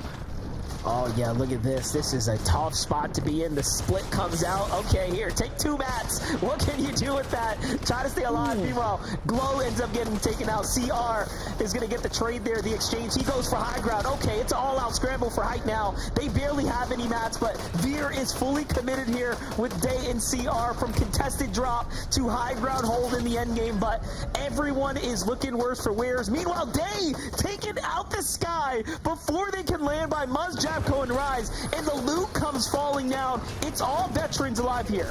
Yeah, they're going to try to take that zip line up there for a moment, destroy some builds, but they're not going to commit. They find Nut down below. 3v3 situation. And these are the 2 Titan teams we were talking about, especially with this opportunity. Win and you're in. But Yapko, Muzz, Rise, they have the elevation advantage in this fight. I like what I'm looking at right now, though. Vidal, Cooper, Sphinx. I think the mistake from the High Ground team was letting them reload, heal up, and get situated, because Vidal is lurking, looking for a chance now, but we know how fast Muzz is. We know how dangerous this team can be, but Japco's going to first to take a swing. He finds Vidal. Now it's a 3v2. Sphinx goes up. One at a time. They're starting to fall now. This is it, a big moment. Cooper's even trying to go ahead and toss a wrench into the mix, confuse things just a little bit, but it's just not enough. Muzz, Rise, Yapko, they seal the deal. 9 eliminations. Welcome to the Major 1 Finals. Another team wins and sends their way straight through to the finals. Impressive performance in the end there, though, for Sphinx, Vidal, and Cooper, who find themselves in another standoff against the teams here on the NA region. You'll love to see it, but hey, we expected Muzz, Rise, and Japco to play well. A win, though, this early, I think will come as a surprise to most. Let's take a look at the highlights really quickly here and how it played out. Japco, Muzz, and Rise just had things on lock. It seems like total control, especially after finding this refresh right here. Yeah, and you can see the pre-edit play. That's what it was. Catch them off guard. Dave's trying to play safe, but simply not enough. And because of their control from zone to zone, overtaking Booga, Aviv, and Threats, they basically had this one in the bag. No amount of clutches coming out of Cooper would have been enough. And that's going to be it. We already seen our second team advance to the Major 1 Finals. But I got to ask our analysts, what did you guys think about that game? See, this is why I write the scripts the way I do. See, it's like a 1, and then it's like a 2, and then a 3, and then a 4. And this time, Muzz, Rise, Yapko, they're in that second one, so that means you can predict it. You can see what's coming. You don't need to show you the script. It's fine. In all seriousness, though, to see these guys win in this way, again, it's like you just remove the Peterbot factor, and then you're like, okay, what big names are left? Which one of them is gonna win? Yeah, and kind of having a repeat of what we saw in game 1, where it was, Vidal, Cooper, and Sphinx going up against that high ground team, but Muzz, Yapko, Rise, absolutely playing out of their mind. Whoever decided to give Muzz, what was that, 2 mythics towards the end there? I know that they found some floor loot. That's, again, part of the reason why staying on the low and mid ground is so important. Being really smart, waiting until the final moments really to get onto that high ground, and we saw high ground kind of switch hands a few times there. But even with the low mats that they had, it didn't matter in the end. Yeah, I love the fact that you kind of pointed that out, Zeke, right? The effect of having a lobby without Peterbot. And we saw that kind of firsthand right here in multiple ways, specifically the high ground, right? We saw Booga threats Aviv on it initially, ended up switching like 4 times after that. But Muzz, Yapko, and Rise actually found them in the same position they were in game number 1. They were on the backside of that moving zone. They had 0 materials. If Peterbot, or any team for that matter, was up on the higher ground, had it controlled, they would have easily sprayed them out, pressured them out, because they had 0 materials. But because higher ground was flip-flopping, nobody was really able to apply that pressure, gave them the time to kind of recover. They were able to take high ground, win the game. That is so wild. We will be breaking down more of what we saw out of game number 2 after this short break. When we return, more FNCS after this.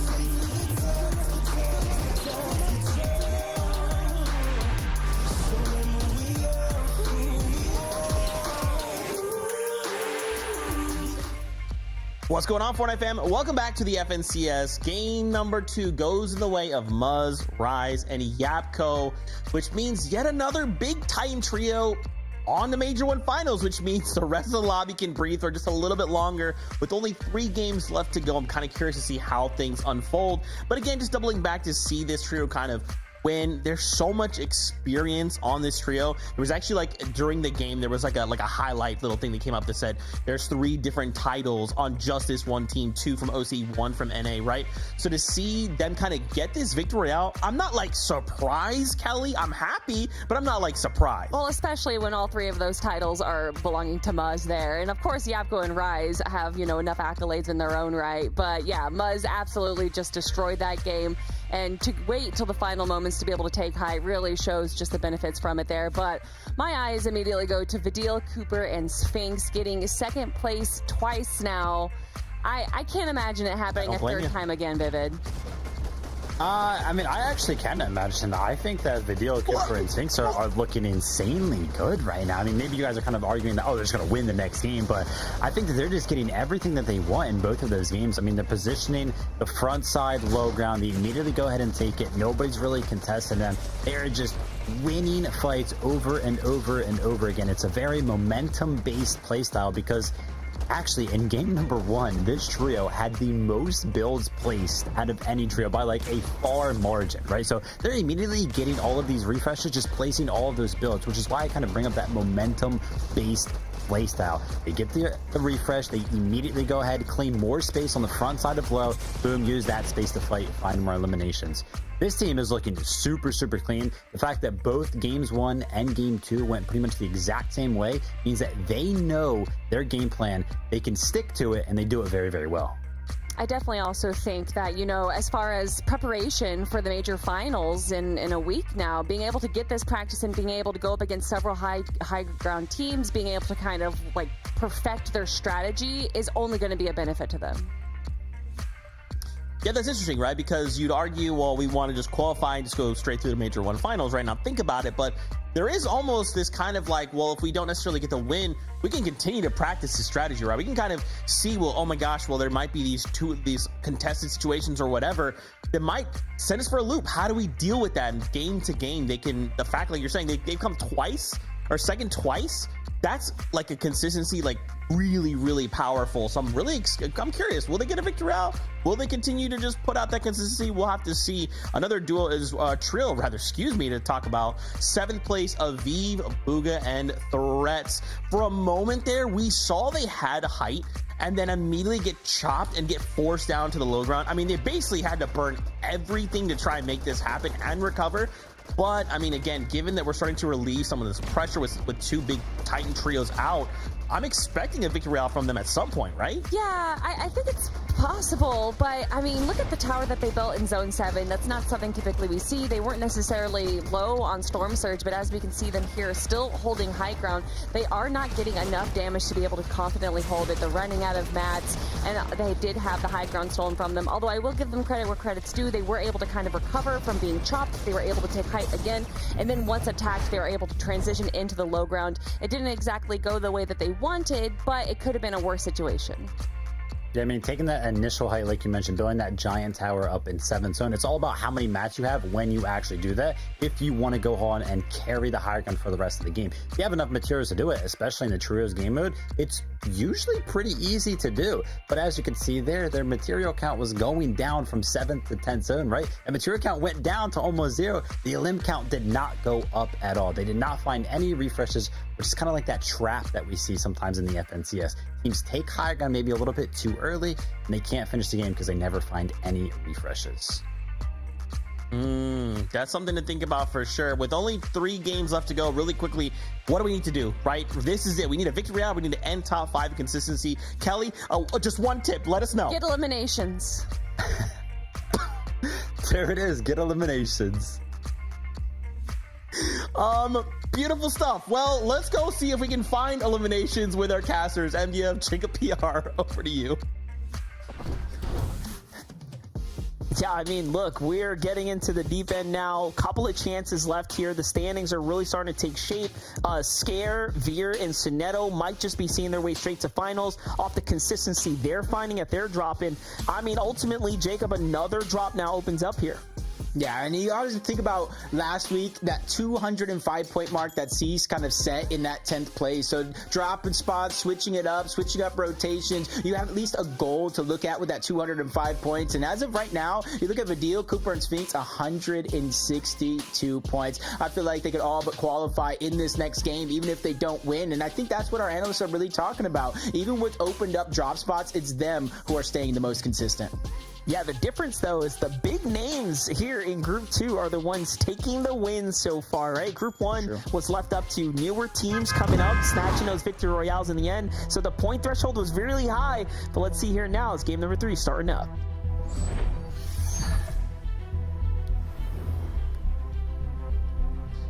All right, Jacob, game number 3 of Group 2 is underway now, and I think I made a point there, right? The big teams are punching their way out of the lobby, so what is going to be the point threshold? Will it be as high as Week 1's Group 1, or will it be a little bit more competitive? We'll just have to find out. Yep, and just kind of looking at that map, and I'm just looking at flooded frogs. We know one team went over there. Shatterspan now just opened up. Another team going up over there. Even with 2 drop spots opened up, these guys are like, you know what? There's Twinkle Terrace. There's a lot of drop spots on this map, but Twinkle Terrace is mine. Yeah, well, look, Glow, CR, and Day have been the ones that are performing the best here. Obviously, they're very, very consistent. They seem to have figured it out. Vetted, Zach, and Plasmafy, I think this is the longest we've seen them all 3 alive in a game yet. But I saw a big elimination in the feed there, or potential knock there onto Sphinx. So I wonder what happened as he was taking flight to the drop. So we're going to start jumping around here shortly. Our face Joji Aaron. Contested this time, 24 points. Kind of contested fight they've been managing in these past 2 games so far. They have a little bit of elevation. Oni that can do so much damage from far away, but you have to be careful if you're Joji. That's why I like he's reloading, because you only have 2 shots. You miss that first one, you basically miss the opportunity to get the elimination. Yeah, this weapon feels really good. The shot feels great, and then you just have no bullets. So it's one of those ones that is not exactly a favorite amongst the pros. Joji, big punishment comes in, though. Can he get the full finish here to start the heals going from the siphon? Seems like that player slips away, so it's up to Nerface. Try to do what he can do. He's on the hunt now, trailing behind Aaron. Perks is the one sandwiched here. Aaron's nowhere to back him up, but he doesn't need it. Nerface, the quick finish there, and the follow-up now. Okay, that puts them right in the game, and they win the night shift forest. This is a great drop too, right? Lots to play off of here. It's going to get them very much situated. And the blessing for this fight is all happened at that one building. So all that loot on the outside, shields, heals, whatever it may be, you can kind of keep it for after the fight. And now they have a chance to really loot up. As you can see, Vidil, Cooper, Sphinx, all back up, all ready to go. Maybe a little bit of a misstep early on in the game, but being uncontested kind of gives you the luxury of being able to get your teammates back up, especially with all these barrels underneath. You got the free shields, and then there are surrounding spots that they do move towards the south at times that you can get a lot of those water sprites at. Great quick stat there as well, just showing how consistent Vidil, Cooper, and Sphinx have been in the end game, even in the Div Cups. But back to Day, CR, and Glow. So we went from a very slow, methodical start, and it makes sense for a team like Vetted, Zach, and Plasmafy, who haven't really been able to catch traction here in any of the games. Now things are looking a little bit different. They actually have a loadout. They have mats to work with. But because it's taken this long, you see the outskirts, that full trio, they're not just pushing in, they're taking the surrounding areas to make sure no matter how this fight goes, which team wins, it's them that are going to have that perfect advantage. Especially since it's taken so long, you got to imagine that they don't have a lot of resources. That's Kaz's, DK, towards the outside. Their trio is just a little bit towards the south with an additional angle. He's the one that's probably or should be spotting out Zach and Vetted, who are on top of these buildings. I was just going to say, Zach must be so focused on the team down low that Decay, Yusuf, and Kaz surprisingly walk up without putting a single build down and still haven't been spotted out. It's just free for them now, and it's not looking good for Zach. The shots come out, but Yusuf spotted finally. Plasmafy, meanwhile, takes the high ground and says, hold up, I'm here to back you up as well. And all of a sudden now, the standoff comes to an end. The Oni mask was starting to come out. Everyone's trying to get on a move high, but no, Plasmafy pushes in. Yusuf gets a heel toss at him from Kaz. They're like sensing desperation almost right now. This can go anyway. And you see everybody kind of disengage, back up. Yusuf's trio just kind of all reunited there, and they're just kind of back at square number one, where they started before this fight. Everybody separated, everybody have their own position locked down, and they're all fighting for Surge. But the two teams that actually landed at Tuco Terrace, I think, have the worst of it all, because they still, up until this moment, Monster, have not had a chance to really loot up. Yep, Decay, Yusuf, Kaz don't find anything for their troubles, but a little bit of damage exchange there for all parties involved, so isn't the worst thing to happen here in the early game, given that everyone's still standing. He's got a fishing rod as well, so they're going to make their way back to the waters. Meanwhile, Cam, Macwood, Bacon, sort of split up right now, trying to resituate themselves. Max, Rafiki, and Surge seem to have beat the team here at the Demon's Dojo relatively quickly. And Cam and crew were just late to the rotate. I like the decision to kind of back up. Even though you put yourself in Storm, you give yourself an additional angle, especially with Bacon, Cam, and Macwood taking the high ground away from them. And it's just an interesting decision game after game from Bacon, Macwood, and Cam. I don't know if they just switched up their drop spot altogether, but from Pump Power, they went to Brutal Boxcars, and now they're over here, over towards Demon Dojo this game around, trying to solve the problem. Their biggest ailment has been Surge and how they've been handling it, so why not attack it from the beginning of the game? Oh, like this. Bacon with a huge tag right there, but it's up to Cam. Can he get the follow-up? Macwood swings the corner and wins the exchange at the end there. And now he will be able to pick up both his teammates, and they got to relish in the loot here. And luckily, zone number 1 does land relatively close to them here at the dojo, so they'll be just fine to bounce back in. And I mean, Jacob, risky call for them to try to make that, but seems like it was very, very much worth it. Yeah, after 2 games have been played so far, not only them, but you got to expect a lot of different trios here today to try to switch up their game plan, whether if it's a massive switch up or something very, very minute. You got to expect things like that, especially with the drop spots that we've seen being changed up. Like I said, I would love to know if they're actually landing over towards Pump Power, maybe making quick rotations, trying to either get positioning or an early advantage on some of the teams. Spare boat. He's got a player in his sights. Looking to actually put some numbers on the board right now. They already have 2 eliminations. These are some fresh pickups coming. Actually, 3 elims for this team. Okay, yeah, so the full finish here. They rotated from the Kappa Kappa factor. I do wonder if someone decided to try to contest them, surprisingly, here in the end, as opposed to taking a different drop. See 2 different players right now, just a lot of shields. Gotta imagine they kind of have some HP, any heals kind of left by, and you can see the zone moving over towards the west. Instead of just kind of beelining it towards zone, you can see that moving towards the south, in towards the western area. They're hoping to take a slower rotation to the zone so that they meet less and less players that actually want to take those early fights. Talking about those early fights, this is where Glow, CR, and Day would have otherwise had 3 eliminations and plenty of damage. I'm very curious to see how this game's going to end up settling out for them as we approach the first Surge threshold. Skittles, Chimp, Victor V now, putting eyes onto Saquon there in the distance at the build. This is the team that have taken reserves over at the Flooded Frogs, right? So maybe not so familiar.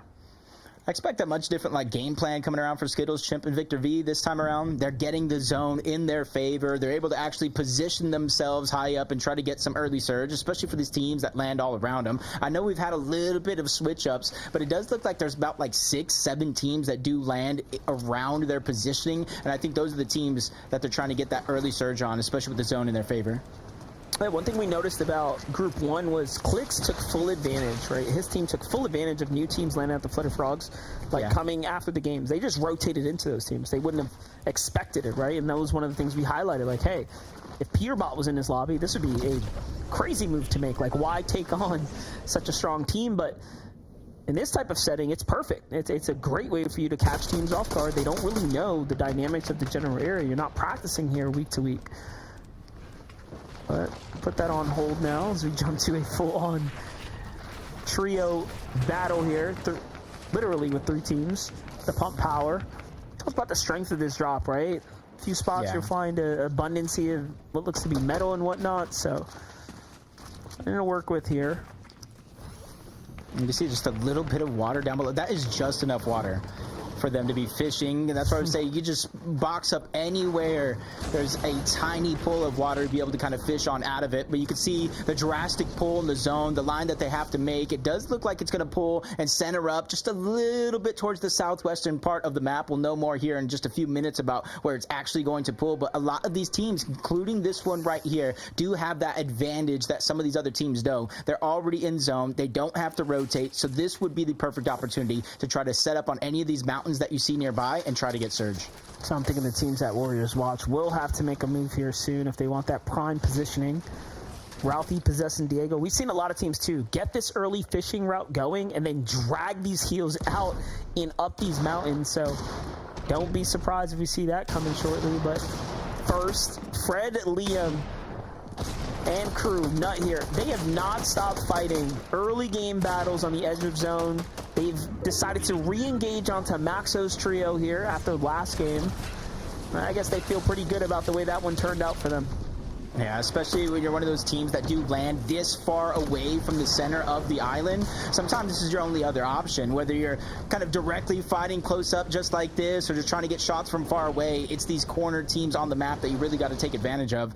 And for Fred, Bot, Liam, and Nut, they just got a couple of quick early shots and they start to rotate with the zone. So I think their plan is to try to beat that team on every one of those rotations, but parallel them so that way you continuously try to get surge off of them. This is good. We get to get eyes on all the teams here. A little shine in the light here for Boji, Aim Red, and Z-Mail. Against Eduardo's trio, Ziggy, Caliper right now. This is the Warriors Watch teams that we knew that were kind of battling one another, but none of them have moved out just yet. They're, I think, letting Pride run its course here. When there's all this prime real estate to start setting up for surge battles.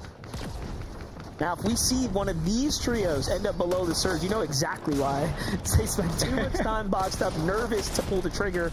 That's the difference between a team that's highly experienced in these type of tough lobbies, if you will. But talking about competition here, Kaz is bringing it to the table, but CR answers when it matters on behalf of Day here.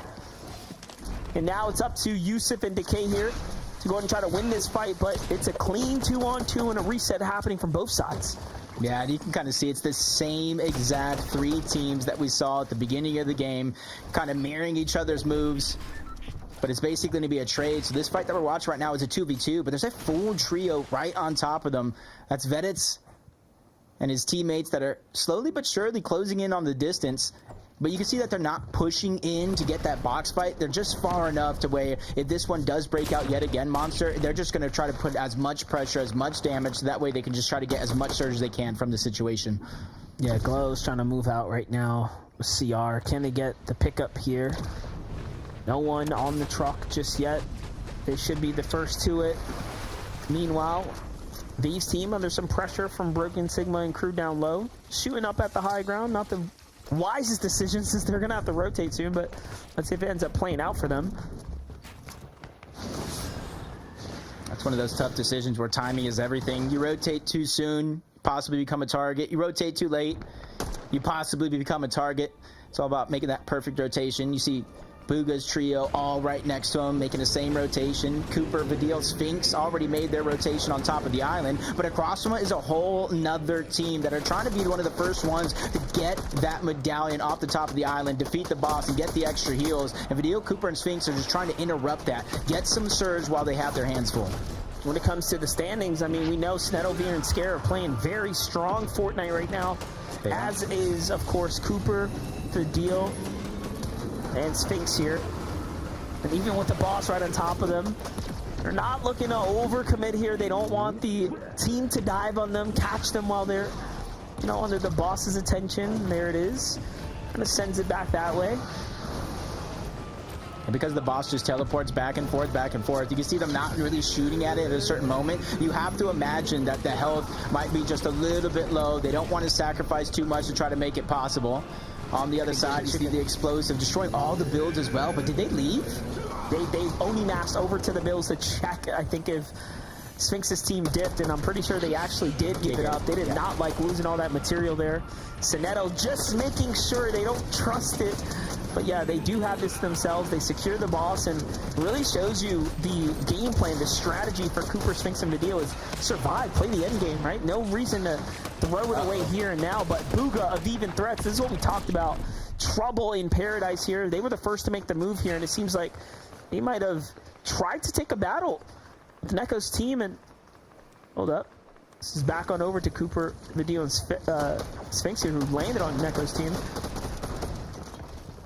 Yeah, I feel like they had no intention. They came from the island. Wait, they came from the island down onto Booga and Aviv and all this other congestion happening here. Yeah, I feel like the way the games have been going so far, from the past, we've seen a lot of teams go up to whether it feels Rift Island or what it may be to get Surge. I feel like this time around, I think teams have learned from that mistake. It's not as easy as it used to. So as soon as they saw it was contested at the Shogun's arena up above, they were like, hey, we're not going to be able to get as much Surge as we want from up here. Let's move down to the island. And they immediately were able to jump on a team and get some Surge elsewhere. That's proactivity at its finest. Yeah, it's a very nice find right there. And I mean, Booga, Vive, and Threats have to be just devastated by that one, given that they were barely holding on to a competitive footing on the overall standings here. So looking a little desperate for them now, as it will come down to the last two games. Chimp, Skittles, and Victor V on the move right now. Fred, Liam, and Nut from fighting outside the zone to get the fresh pickup here. They managed to bounce right back into things. I think the zone's going to favor them a bit here. We'll get an update here soon about what the threshold for damage is going to be, as there's still 78 players standing right now. It's a hefty amount.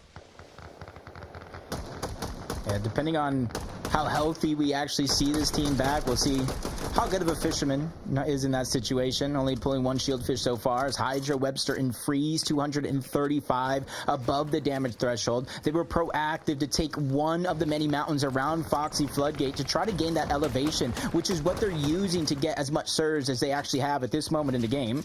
But they need to make sure just to not let up off the gas, because you know after every one of these zones, the Storm Surge threshold actually moves up higher and higher because they got to get rid of more and more teams.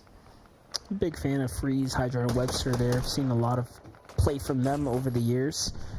But back to Video, Cooper, and Sphinx. The disruptors in the lobby here. Makes sense as to why they wanted to dive on a trio now.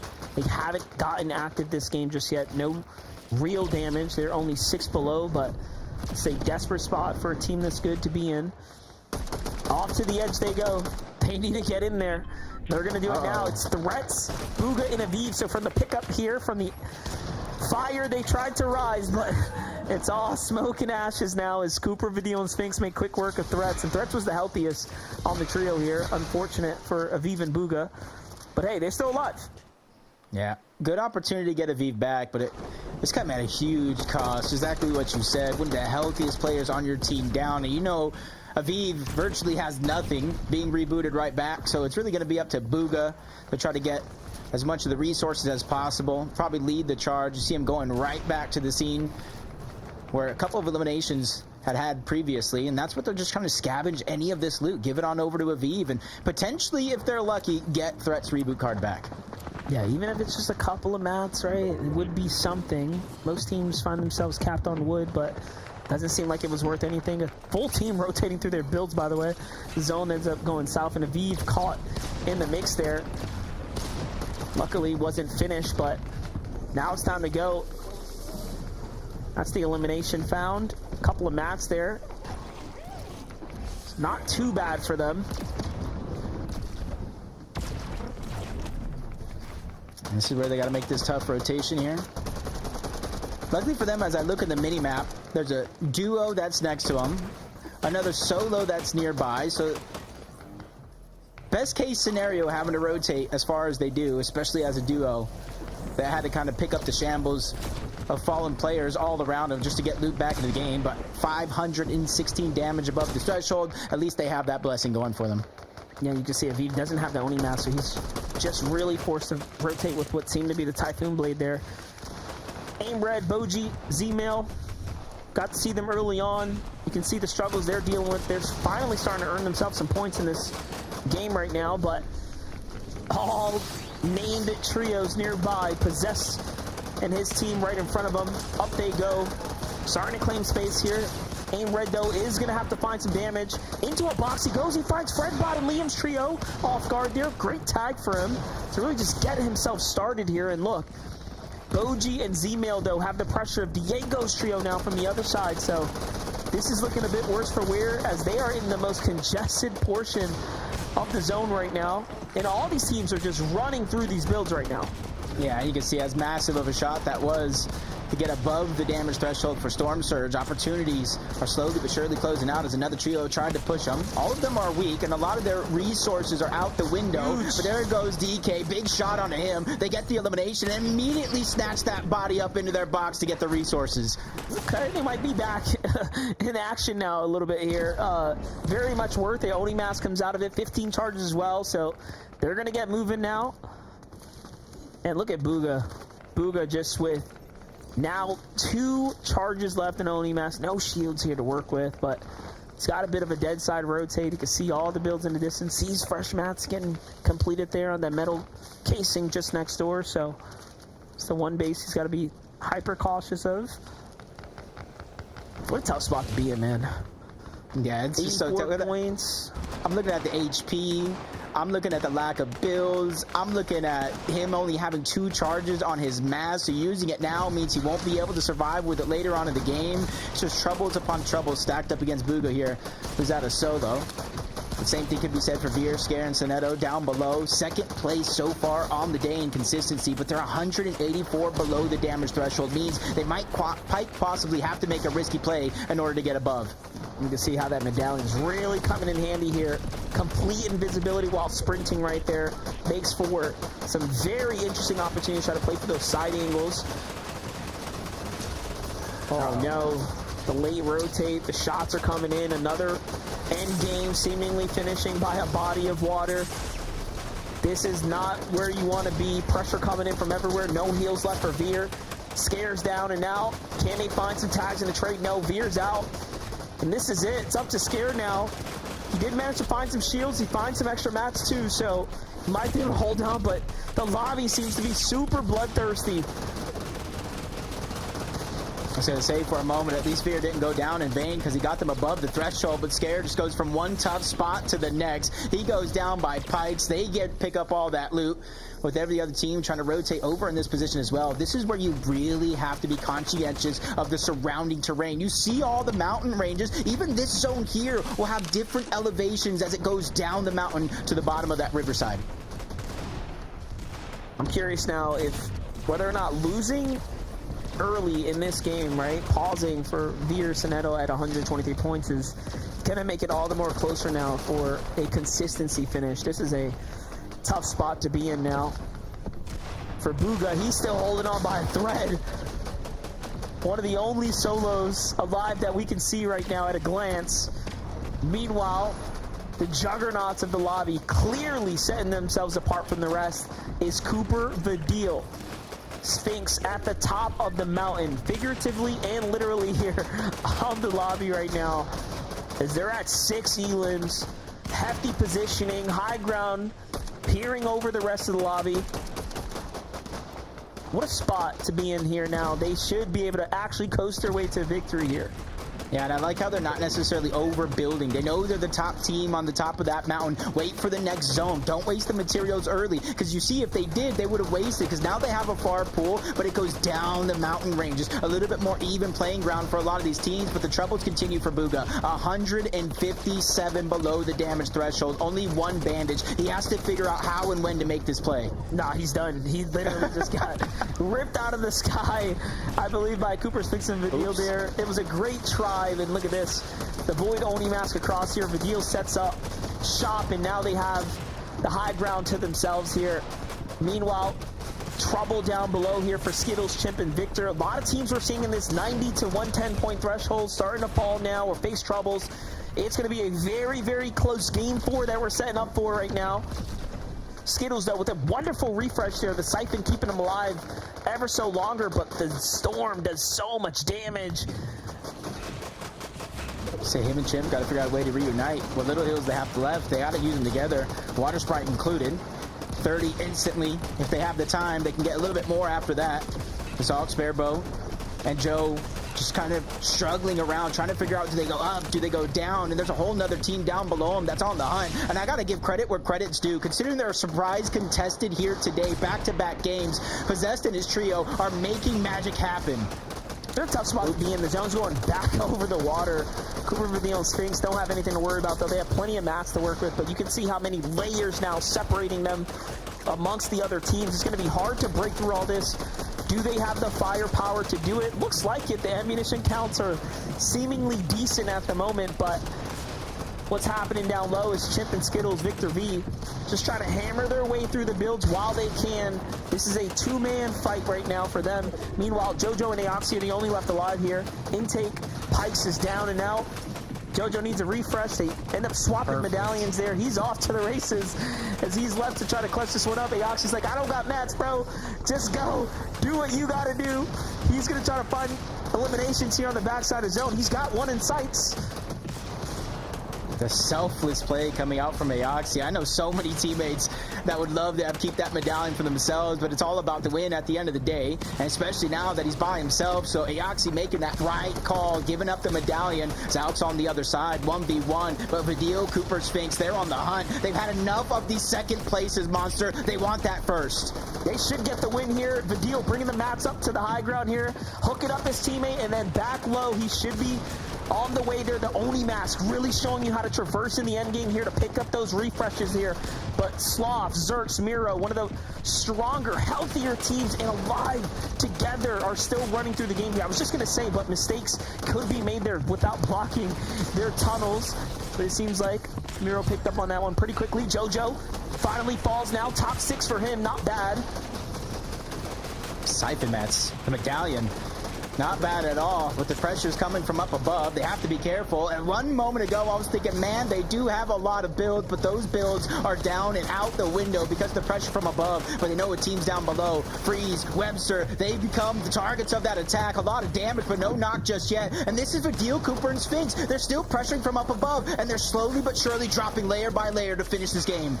And they are on the hunt right now, chopping their way through these builds, but this is it. Things are going to come to a full close in 20 seconds. I don't think it's going to go the distance. They might not let it. They shouldn't, at least. Sloth and crew do have mats, though. Do not count them out. They've been slowly working their way through the low ground. However, it's starting to come to an end here. Vidil commits. He gets met with 3 shotgun shots. Cooper doesn't want to see it happen. He gets the full finish here. Miro trying to run back. He's got him pinched between the wall. It's hard to see. And he actually gets the finish. It's up to Sphinx Siphon. now.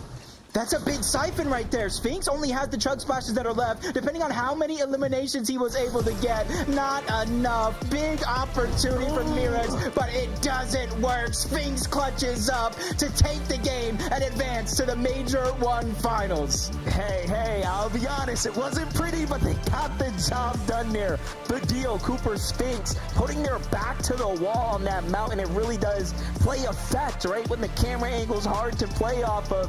And honestly, for Sloth and his team, I genuinely thought they were about to pull the upset off, but Cooper, Sphinx, and Vidil had nothing.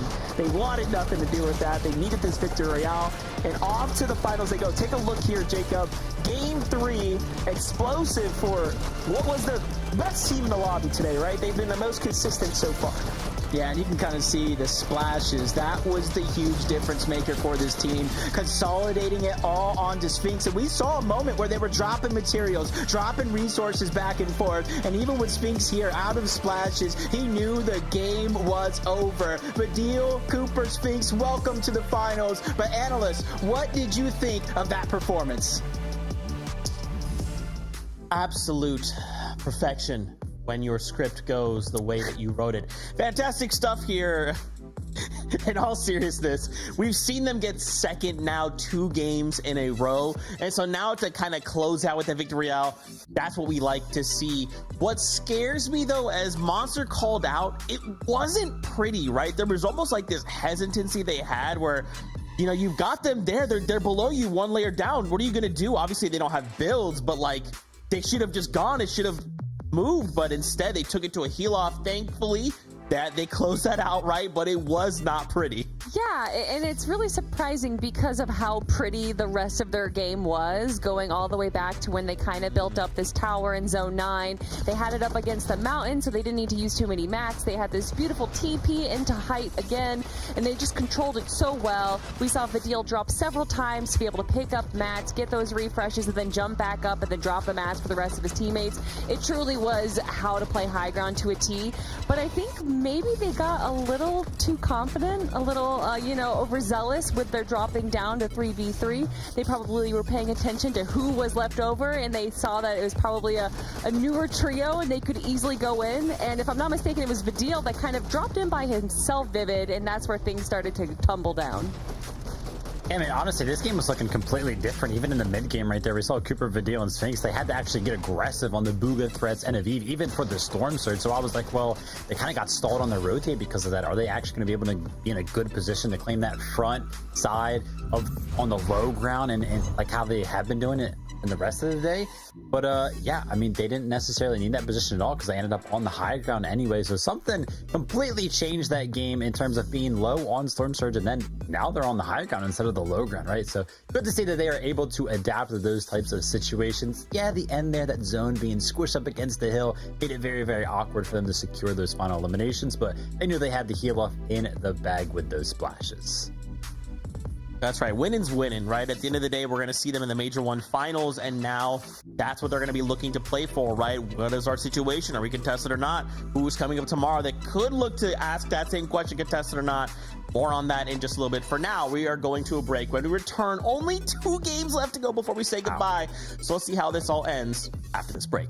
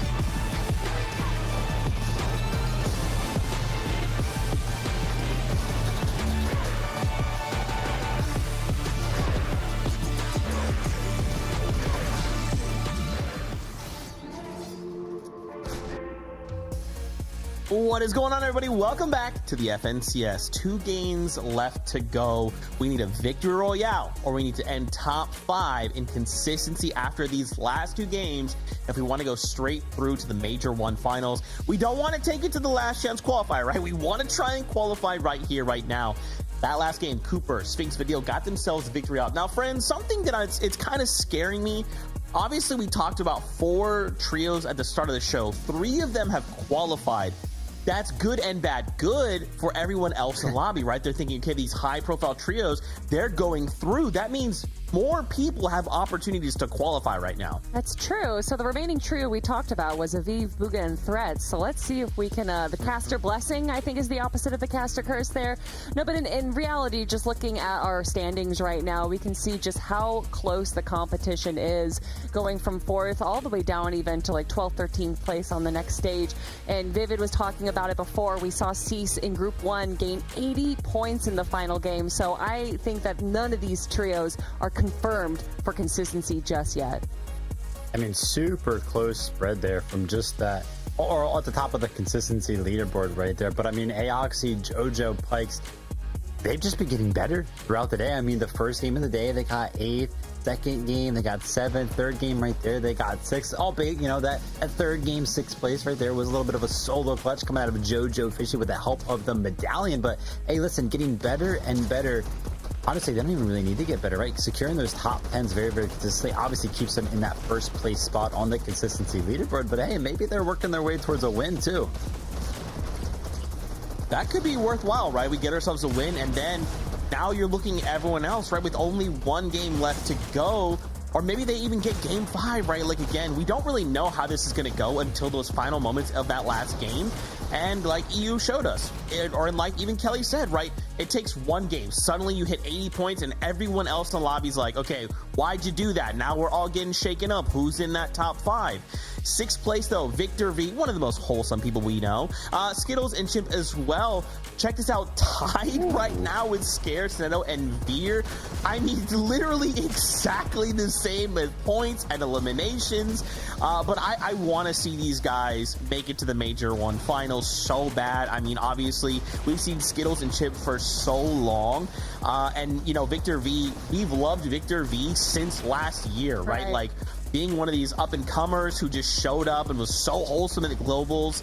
Like, I just have to see them make it through. Especially with that interview that they had with Victor V's dad, his coach in the background. It definitely ingratiated him into the rest of the community. And joined by Skittles and Chimp, just 2 veterans in the scene.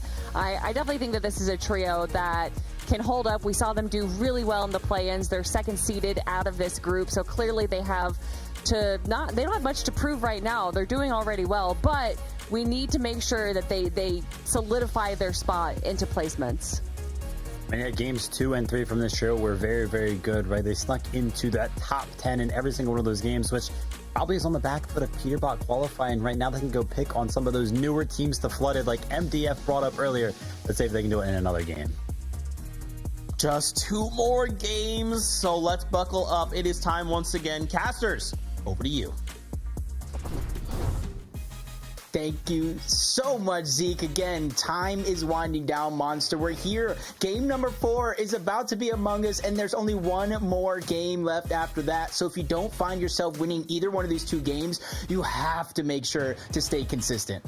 Yeah, well, one thing to think about with Cooper's team actually solidifying the victory, this is great for everyone playing for consistency right now. They had so many points. They were easily the most consistent team in the lobby, so things should start to ease up for them. And we heard word from Cooper himself on the timeline. He's like, dude, playing high ground, sleeper. Super easy. They made it happen. It didn't look like that, but they did, of course, ride their way to victory. So let's see it here now.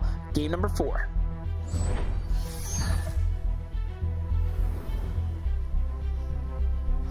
Time is definitely running out for a lot of these teams to really make up the point gap.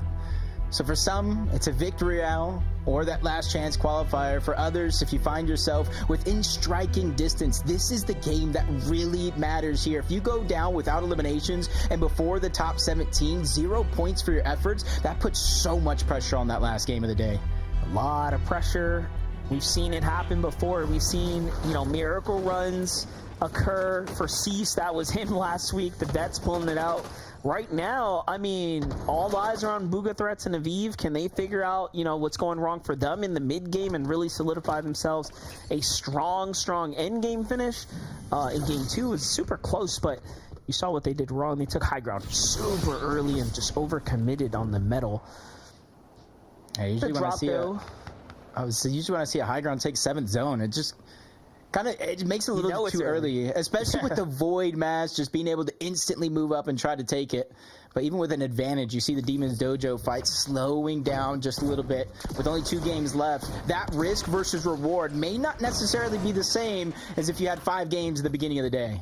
Yeah, I mean, with how close the points are between 4th and basically 12th, it's anyone's game right now. One big pop off and you are up in the conversation right now. This is going to come down to the wire as far as consistency is concerned. I do see a lot of teams being just upset, right? Coming up extremely short, given how contentious it's been. For Dayglow and CR though, they've fought somewhat of an uphill battle. The first 2 games, quick and easy. They wrap things up here at T Terrace, and then all of a sudden now game 3, they get third-partied. The team is figuring out how to drop better. And now it seems like Zach, Plasmafy, and Vedits are taking that learnings of how to actually master this drop, and they have more and more advantage coming in even now into Game 4. They have seemed to just get better over time. Yeah, and it's just going to be hard because you can't even necessarily disengage from a fight like this no matter how long it takes. You go north, there's 2 teams there. You go south, there's 2 teams there. You go to the right, there's only 1 team, but it's Sinetto, Veer, and Scare. So it's not easy decisions that you really have to make at a time like this, but Glow is going to be the first one going down. Everybody else getting the green light. You see them converging, trying to get more and more eliminations. That's a 2nd down. Day being the only one left, trying to make a heroic play, but it's just not enough. Zach, Plasmafy, and V Edits not only live off spawn, but they win the fight. And a big, what's that? But multiple point swing right there for them now. This is going to really set themselves up for success. And you saw what happened as soon as the knock goes through. Just Plasmafy greets him with a huge shotgun shot to the face. Jumping over here. What is happening with the Flooded Frogs? I think you jinxed it, Jacob. Last game you mentioned, why not take the Flooded? And all of a sudden now, there are 4 teams here. Okay, wait. Let me say something though. It makes sense why Maxo and team have come here because they were being hunted by Liam and Nut, but somehow Liam, Nut, and Freddy know that they're here too. This is crazy. I feel like I should have just checked my mail. I might have got an invitation to this party. I just didn't have enough time to go and check it. And you see 1 team is at least disengaging on out, but there's still 3 more here over towards Flooded Frogs. And this fighting underground is the scariest, most hard thing that you're going to do. There could be a player hiding around any single one of these corners, even if a wall isn't built. Yeah, just crazy stuff at work right there. We'll pay attention to the total teams there on the top left, so we'll see how it plays out. Jojo Fishy, Aoxy, Intake Pikes. Lovely drop that they have, of course, securing the bird here and all the surrounding areas, and you can see that things are going to get a lot less congested around here as teams start to qualify out. Obviously, we saw with Sphinx and team, Mass Metal is completely opened up too, so all those teams start to like spread out a bit down here. That could work against certain trios, though, let's be honest, given that you still need damage, right? Yeah. Just kind of looking right now, just trying to get a little sense of where the zone is going. You see it on the outskirts, already pulling a little bit more towards the north, so hopefully for a team like this, Skittles, Chimp, and Victor V, you want a zone to pull over here in your favor, at least one of these games, because that'll definitely help with how consistent you're playing so far, and then it obviously ups the chances of being able to win the game overall. Possess, Diego, Ralphie, probably contested again by Shogun Solitude, but I said it last game, I'll say it here again, contested, surprise contested, they're performing phenomenally well considering their circumstances. Gonna have Sinetto, Scare, and Veers right on top of Plasmafy now, so they rotated quickly out of their drop, but just got met by one of the stronger teams in the lobby. Now listen, last game Veer and team did fall pretty quickly in the mid game, so they're making up for lost time right now. But one thing they learned after game 2 is that they needed that storm surge, so they don't want to find themselves in that situation. This is why they've been relatively aggressive in this early game type of setting, and seems so far to be working for them. Vedets is the one most weakened in all of these exchanges here. I like the confidence of him getting built up over the years. Every experience that he's had in FNCS is kind of being used and all put to the test here. You talked about them going down early in that last game. They had a 0-point game, 18th place, 0 eliminations, 21 minutes. That's a long time to be in a game without a point. And it's one of those things that I'm not going to say make or break you, but it definitely motivates you as you see them really not back it off this fight. With the zone right next to them, but just on the outside, they almost have this one uncontested with no team's going to be moving in this direction. One thing I can say that they're doing very well is circling this team and pushing them out of those metal builds and into more fresh builds. Yeah, and that's making the difference, and them just really forcing them, I would assume, to now be extremely low on material. They have branched out a tremendous amount, and notice the wood's coming up, so they might be out of most hard mats. Yeah, take a look at Zach's inventory. It is not looking great here, and it's little micro plays like that. I mean, you're trading ammunition, but in return you're getting all this strong mats off of your opponents. You can see he even had an Oni shotgun as well, so not even the best box fight loadout, and a surprise attack coming from Veer on the right. Almost get caught off guard, but it's Scare who goes down. He was by himself, separated from everybody else. They basically 3-2-1 him in that same box, but they're just unable to get the elimination just yet. They think it's just a little bit too risky, especially since the damage. Plasmify and Vedets just getting their shields ripped off of them yet again. They're forced to converge back in the same box, giving Veer and Sinetto an opportunity to get this revive.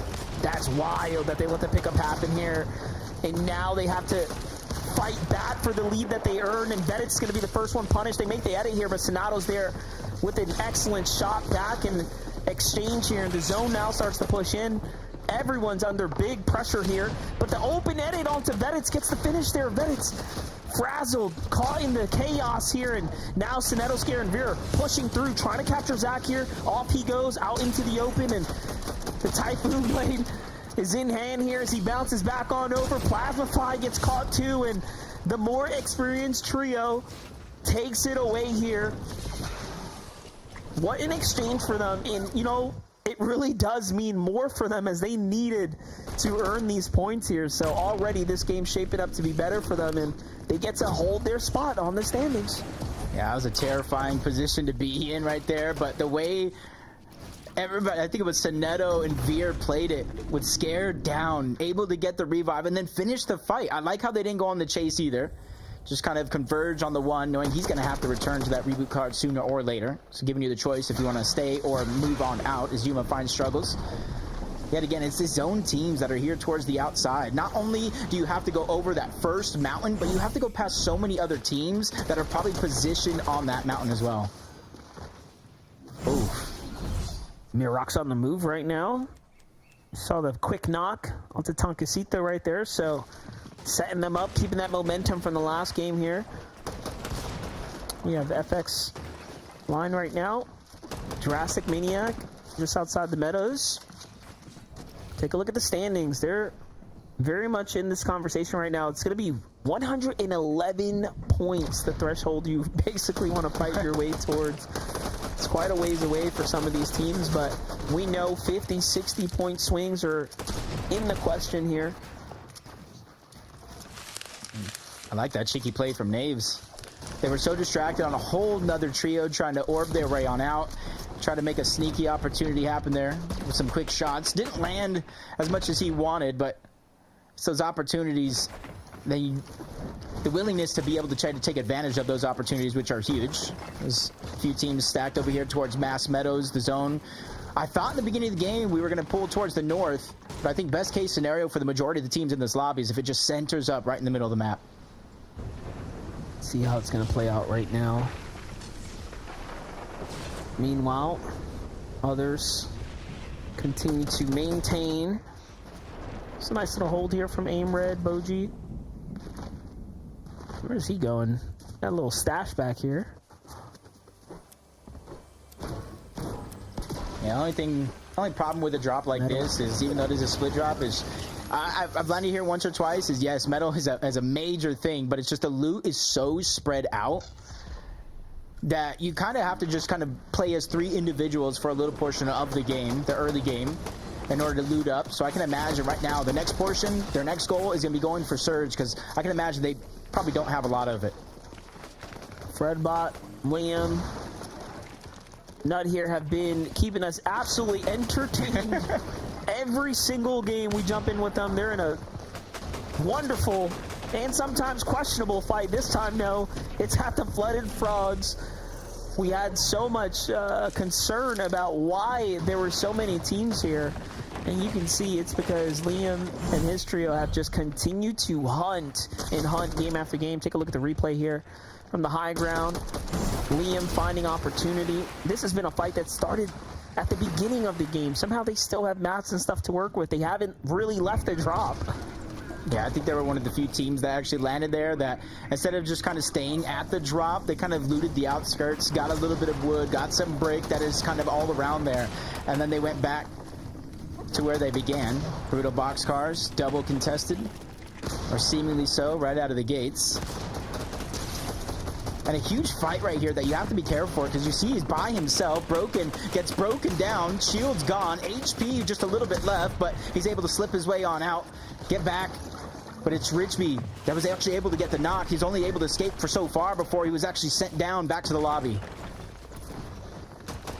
First big elimination here for them right now. Brutal boxcars continue to have teams converge towards it though. The pressure is still on. It's not safe by any means. There goes Chimp and his trio. That's the team on the outskirts right now looking inside. Gotta be careful though. I was gonna say one of the guys is kind of just pushed up by himself. Any one of these two trios can easily try to take out the solo, but the shots are just coming from too many different directions. They can't get a handle on where it's actually coming from, and that's why you see them scrambling all around inside of their boxes trying to claim space. But everybody here in that close altercation is going to try to disengage on out. They didn't necessarily get what they wanted, but when it comes to Surge, sometimes something is better than nothing. Goes Georgie making his way towards the islands here now that have just populated their way in. Aaron and Nerface fighting up top onto the boss to secure that medallion. Should be a big pickup. No one here inside, so relatively easy for them right now. First team up there, Aaron's immediately trying to start that boss.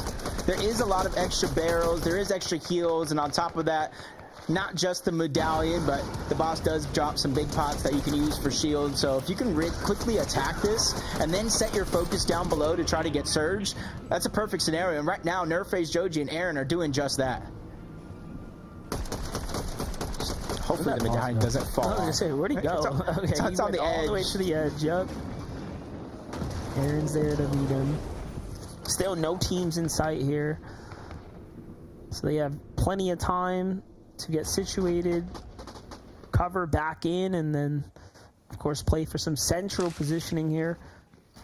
Meanwhile, I was wondering what's going on with Spearbo's team, as this is kind of his area, right? He lands in this south zone down by the Kappa Kappa factory.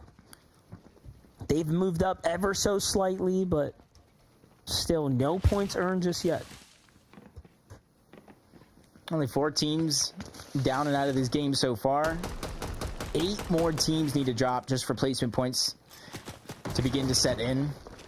And it does look like the zone right now, a little bit towards the north, but overall center. So a lot of these teams got equal share, but there's still a decent amount of those mountain ranges all around still in the map. Brutal Boxcars being one of them, so I can see that being a focal point for any teams trying to rotate on over there.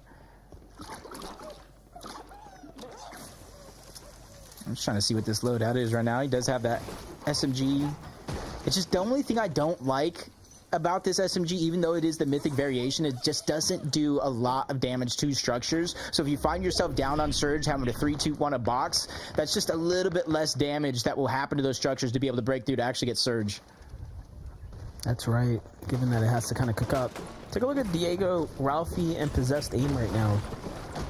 Very much in the conversation right now for consistency, qualifying their way to the finals. 120 points earned here, placed them up at 7th. They've had a relatively consistent start and then only have gotten better throughout the day, starting with an 11th, a 9th, and then an 8th place finish, which we've seen can be fairly difficult to get past. Those end games have had so many teams still alive. Placing points is not something that I would say is dependable as far as strategy is concerned. You really do have to run away with things to be dominant in that end game.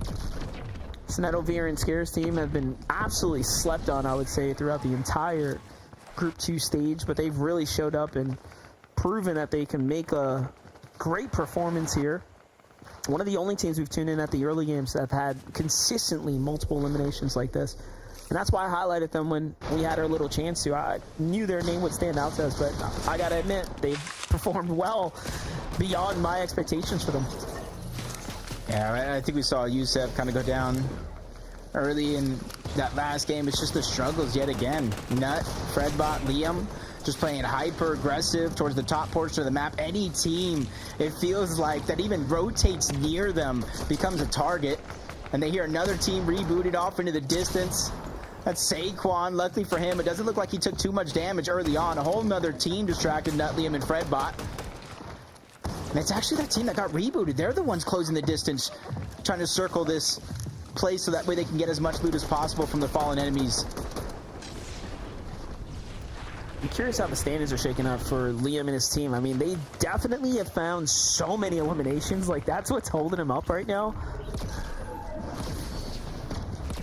They just got to find the placing points at this point, and that'll really put them in the conversation. The fact that not only with a reboot, they're still 96 above the damage threshold, decently impressive.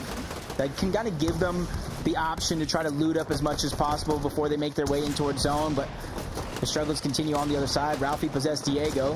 From looking fine moments ago to in a full-on battle with Possess, lost a lot of HP, a lot of shields, but they're quickly trying to reunite in the same box, getting the strength, the confidence to try to heal up, especially with the splashes, the water sprites. It's going to take no time at all. I'll say, though, it makes sense. Sparrow seems pretty desperate. We already knew that they didn't have any eliminations. They haven't really found early game eliminations, but most importantly, they were set up in that box for way too long. It was way too quiet. It was just a matter of time before they had to dive on someone, and it just looks like things are just quickly unfolding right now. Rotates are coming out. I like what we're seeing here, but Oni Mask is going to make it so everyone dashing away faster than Diego can find tags.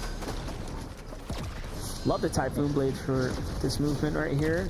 It's better than nothing. Yeah, and they see where the zone is going over towards Seaport City. So that fishing rod is definitely going to come in handy. As long as they can make it there near some of that water, they can start to fish those shield fish, the floppers, whatever kind of comes on out. And because of a little bit of opportunity and a little bit of aggression, 244 above the damage threshold, it's something they're going to have to worry about in the next couple of zones. But for now, they can at least focus on their rotation. So they're doing a double Typhoon Blade rotate, one Oni Mask in hand. That's why you see them having to pick, stop, and splash, making sure that you stay healthy here. Meanwhile, threats, Bugha and Aviv. Look at the elimination count for this team right here. They are making up for that shortcoming of a game that they just had. This alone is going to put them right back into a competitive standing here for consistency if nothing else at the moment. And now we're in Zone 7 with Cap Matt, so they just fully eliminated a team and have set themselves up for an end game. I think we're going to be seeing another high ground Zone 7 hold here to be. We'll see how it ends up working out. The markers are coming out. They want to be as far in as possible. But first, they got to heal. Yeah. It's a wildly different performance for them so far. 2 10th places and a 12th place. Overall, up into this game, they had 12 eliminations total. They have more than half of that this game alone. Almost a different look coming out from Bugha, Aviv, and Threats this game around, and they're making sure to maintain their position in zone. Very, very early to rotate. They want to be one of the first teams there, so that way they can take advantage of all the slower rotating teams after them. Looks like the teams, though, have not allowed them to really situate themselves up at a prime position, so they're just going to have to wait this one out, try to find an opportunity for high ground later. Meanwhile, Myrox, Zerx, and Sloth here from the last game, coming up in second. Just sleeper team up out of nowhere. Nap on themselves with the spotlight on them. They've earned the points to be in the conversation. Big tags coming in from the team down low. Oh, they might have just caught themselves someone without an Oni Mask, but they know the team ended up bouncing straight above them. Oh, man. Diego's gonna go down. Possessed got a huge chunk of HP missing. Ralphie goes down. Possessed is gone. That's got to be one of the worst positions to have to rotate from, because you have that whole mountain range where you saw a bunch of teams have that firing range to take them down. 211 below. Batman Joe, Sparebone Zalk just trying to take advantage of a team that they're trying to catch off guard. 191. No successful shots being landed just yet. So they're going to have to do it yet again to a whole nother team. Full team focus fire right now. Still below the surge, though. They are going to have to do something big here. I'm not even seeing a lot of heals in the inventories here. Yeah, it's mostly minis here. Sparebow and company have struggled to find a good fight and really solidify themselves damage. Now, there are some weak builds there, weak teams as well, but no dive just yet. The zone is actually on their side, so this is probably the worst time to have Storm Surge issues, when you've been blessed with the zone here. And look, they are trying to heal through it, so it lasts for quite some time. It digs into all of their HP, but hey, they live to see another day, and they've earned themselves a little bit of placement now. Yeah, I was going to say, it turns off, but it's only going to turn off for a moment. 42 players still left alive. They look in the distance. It's Booga, Threats, and Aviv, but it's 8th zone. They're at least learning their lesson. They had it 7th zone, which is a little bit too early. As long as they can orb from zone to zone and continue to hold on the high ground, I think this could be their game. Meanwhile, Sparebow, Joe, Zach jumping into someone's lair here, trying to find elimination, trying to find a team. Nothing just yet. They double back, sensing danger. Still, though, they sit in the zone here. Down another layer they go. This is not good. This is not a good situation to be in. Luckily for them, it's not active, but they got the pre-piece trying to break their way in. But a flank comes in, a whole new trio. Batman Joe loses 2 teammates, but he has to be the hero that they need, but he goes down as well. Out of this game, leaving it all on the line on game number 5. This is what we like to see, though. Batman Booga, that's hilarious. Jeez, Aviv, Threats, and Booga sitting up top. That's what I get for reading Batman Joe's name. I'm just mixing it all up now. 9 eliminations for high ground, plenty of mats to work with. Look at this. Dude, this game loves the water. The zone is going towards another watery ending right now as things start to unfold here, and off the high ground as well. Yeah, their goal is to kind of stagger, let all these teams down below and be one of the first teams to rotate, and then they rotate on top of them and try to maintain their position. Fierce and Edo Scare, with how aggressive they've been so far, they're 1,100 above the damage threshold. They only need to worry about their rotations and how they're going to make it there safely. And right now, they did a good job staying away from that ultimate low ground. That's where a lot of the chaos, that's where a lot of the destruction ensues in these games. I see it play out right now. Damage coming in from above, all that pressure. Chip gets tagged from the team across as well, so it's damage from all layers now, and it's Threats who's really putting up the pressure here. Booga jumps down to solidify the builds here, making sure they stay absolutely sound, secured to the next layers here, and they have so much mats to work with. All they have to do is just keep firing here, and it'll be surely an end game that'll send them, if overall, to finals here. Webster shoots up to the high ground. Freeze, Hydra, and Webster are there now. They have to be careful. This is a team that is inside the top 10, but Freeze gets knocked and full finish by Aviv there. Now, Veer, Sonetto, and Scare have a play to make here. They have enough mats to contest height if they really want to, but I think they just want zone. Yeah, this next couple of zones going to be real telling. This is where teams usually like to contest for it, where the high ground they hope to have down on mats, kind of in shambles with no resource. Zerix, Slots, and Mirix down below. A team that's just been ever so growing in terms of how good they've been playing every single one of those games, but Eoxy seems to be down by himself, a solo, trying to make a heroic play and keep him on top of the leaderboard.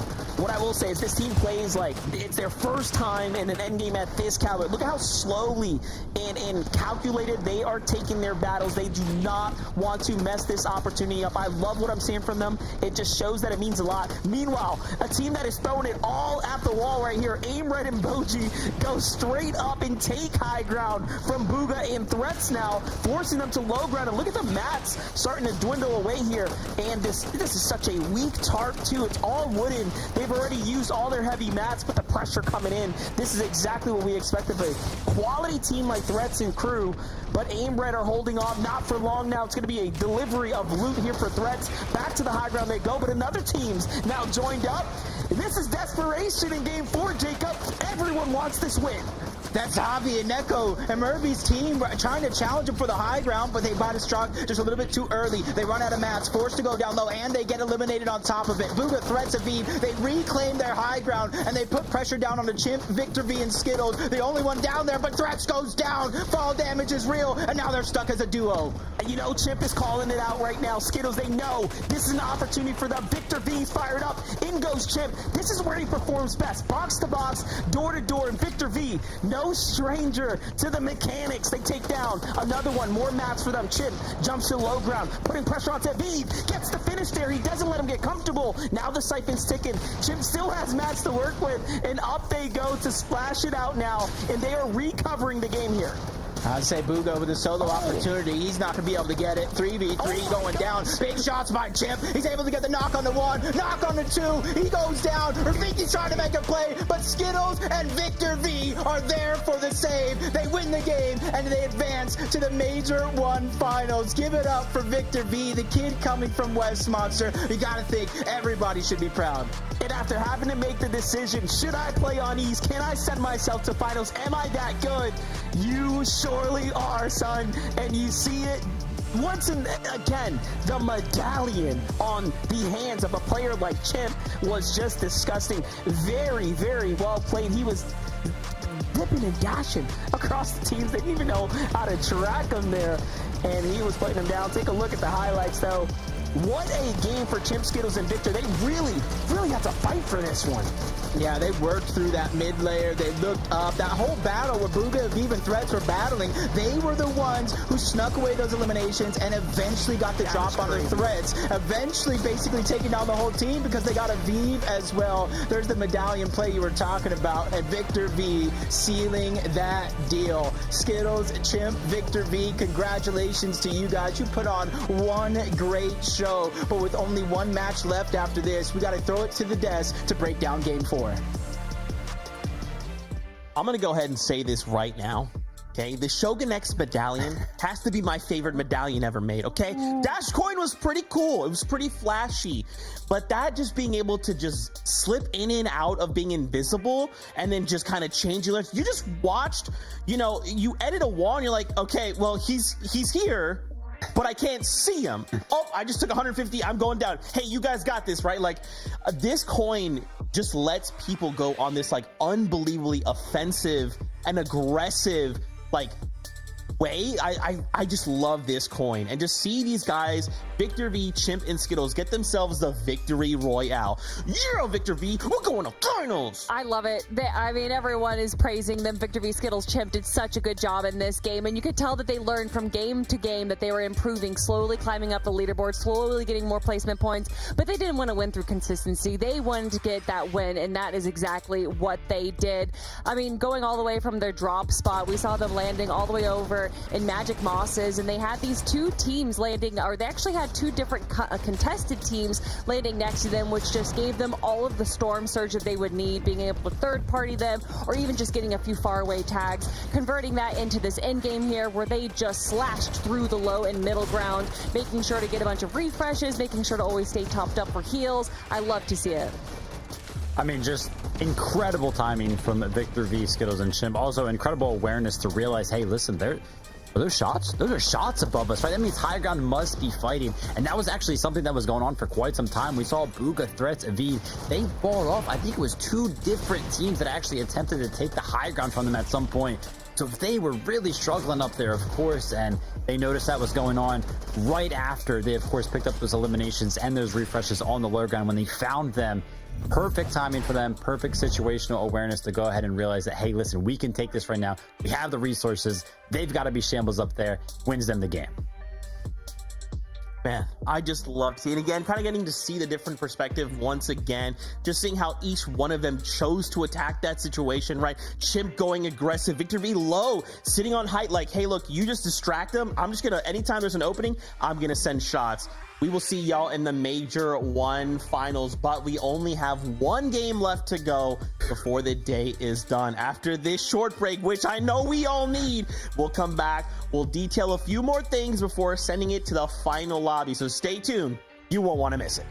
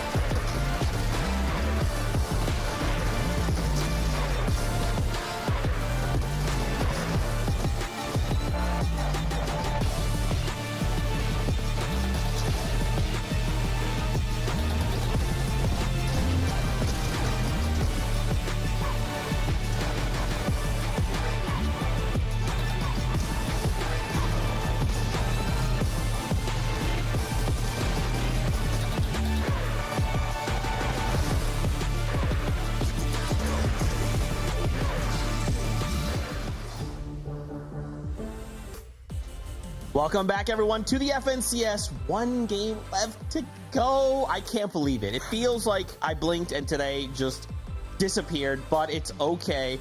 We have one more to go before we say goodbye and prep for tomorrow. Now, after this last game, there's a few things that were kind of funny about last game. I just want to start with like the simplest, the tiniest one. Flooded Frogs was packed. Yeah. Why was everybody up in my home? Okay, get out. I mean, we know why. It's because it's a great POY, and you know, they don't have to worry about Peterbot's trio being there anymore. And with every game that goes by, there's less and less opportunities for these teams to get that ticket into the Major 1 finals. So they're going to be changing up strats, and now with this being the final game, it might change again. So I don't know if 10 teams being at the same POI is going to be the solution we're looking for there. Everybody Flooded Frogs, everybody land. That's it. We're gonna battle it out. Whoever comes out, they're the ones that will get that final spot. Let's take a look at our standings. So if you're just tuning in, welcome. We've already had 4 games, 1 more to go.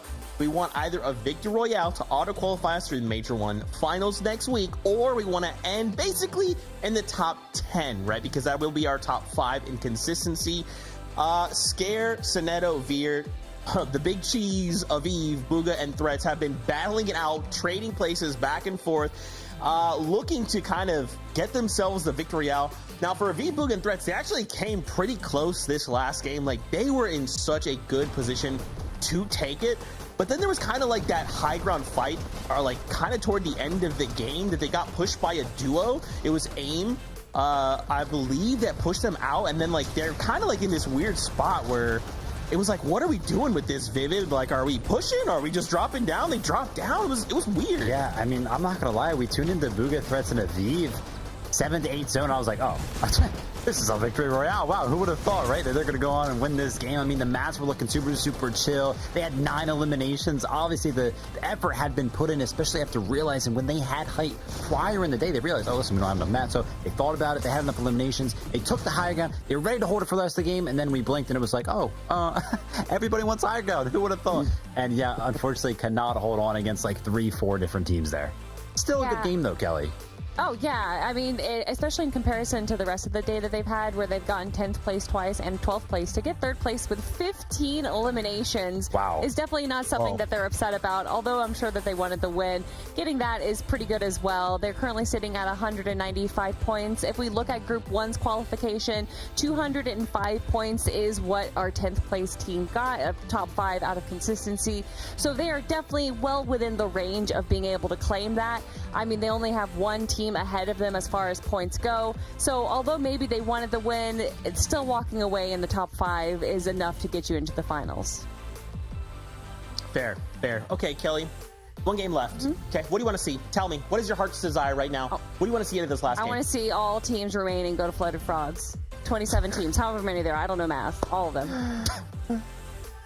Wow. Listen, well, for me personally, I would like to see Booga of Even Threats actually get that win, right? I think that they've had good success on the high ground right now. They kind of figured out the formula in that last game. Let's see them do it one more time. Close out Group 2 with a bang.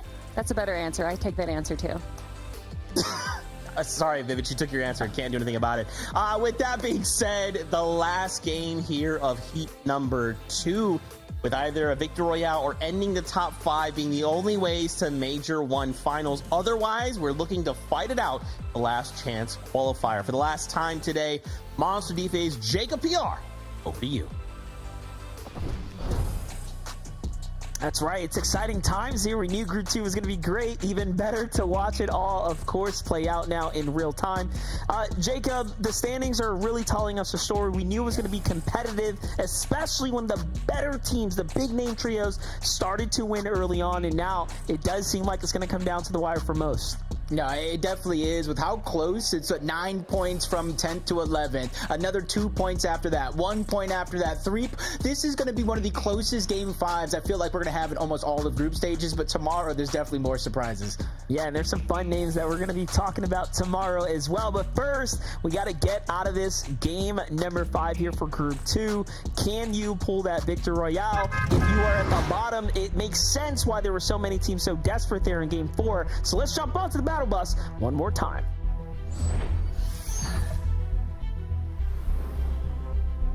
All right, Jacob, here we have it. Game 5. The last time we're jumping on the battle bus here tonight, and then we gear up for Group 3. This is a perfect battle bus to cut this map directly down the middle. What Kelly and crew wanted was a Flooded Frogs Royale. But I do think teams are going to be a little bit smarter than that. They are likely going to go for a high ground royale, though. Well, I expect a lot of that same action we saw last game to unfold this one.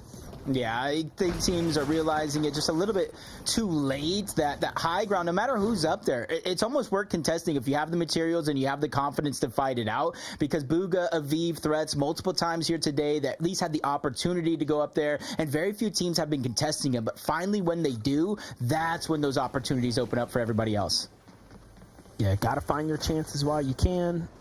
Here at the Flooded, okay, so we have a team kind of taking the surrounding area in a bit of a split drop. Cynix, Maxo, and Debo going to be the ones that kind of claim the main drop here. So looking a lot better than the last game. As previous game, you had these two duos or trios plus Liam's team and others kind of joining in. Meanwhile, Tankasito, Yuma have continued to fight on. Aoxy and his trio. Aoxy and team have been relatively decent. They're up in range, right, of top 3 most consistent teams on the day so far coming into this final round. So all they have to do is win this fight here, and they should be all but solidified, and it's looking good so far. Yeah, it is. They solidified that elimination. Every single game today, Monster, 8th place or better. They also have a 7th and a 6th. So it's all about consistency, and for this team, they've been proven to be consistent, and even saw Aaron trying to sneak up little by little. Don't know where the rest of his trio is at. You got to be careful to take these big risks early on in this game. Scarcinet and Veer, 197, very much leading the pack here, and you saw from the stat that point threshold last week for week 1 was definitely different, right? It was the highest threshold of any region, as things just kind of played out in that way. But we get back to the action here. So a quick win for Aoxy and team, but all of a sudden now Aaron, Joji, and Nerface are pushing them in here at the bird, forcing them back to the mountains. A full-on retreat going on here, so they're going to be able to secure all the valuable goods here that this drop has to offer, most specifically all that metal there, and then some. Yeah, that was a good play. And you almost got to give Aaron all the credit for being one of the first ones there to scout it before the fight was even over. So knowing that they didn't get a chance to take any of this loot, any of the metal, calling over his team to try to converge as fast as possible. And this is a team that was kind of at night shifts for us. They were contested almost all day long, and they were winning some of those contested fights at the forest. So interesting decision. Last game of the day, switching it up, trying to catch some teams off guard. That's why you save those tricks underneath your sleeve. I'm a fan of the adjustments or watch them play out. Meanwhile, Javi Neko, Maribi on the move right now, playing his outskirts. You saw them getting extremely active last game. One of the few teams that decided to really put it all on the line, go for high ground. Didn't work out well, but an in-game performance is all you can expect, all you can really hope for. So we'll put their names in the mix here as teams that can play for height, or fight teams that look situated on height, if nothing else. And we know that team we were just watching before are willing to go for height. Might have took them 3 games, but at least they're gaining the confidence little by little. Sloth, Mirix, and Xerix. Kind of a split drop over here towards the south. This is kind of where we were seeing earlier on in some of those games, Possessed and his trio rotate to, and this is exactly why they were finding no loot, because of this trio here actually lands here. They scavenge all the loot, basically every scrap of metal gone that is over here and available on this side of the map. I'm curious what their Storm Surge strategy is, though, given that they play such a quiet landing spot, and even, again, the way they played endgame was relatively tame. Nothing fancy, nothing boisterous. They weren't pushing unnecessarily. They were just taking their time, focusing in as a team. They just seemed like just a great job with the focus fire. CR Glow and Day, though, they've had such a battle, right? Uphill battle, I feel like, all day long, really having to work for it. They've been contested. They've had surprise contention, and now it's going back down against the border team, right? It's not even the original team. This is the other team that decided to contest them in game number 3. Now pushing it. They thought they were going to get away from a fight.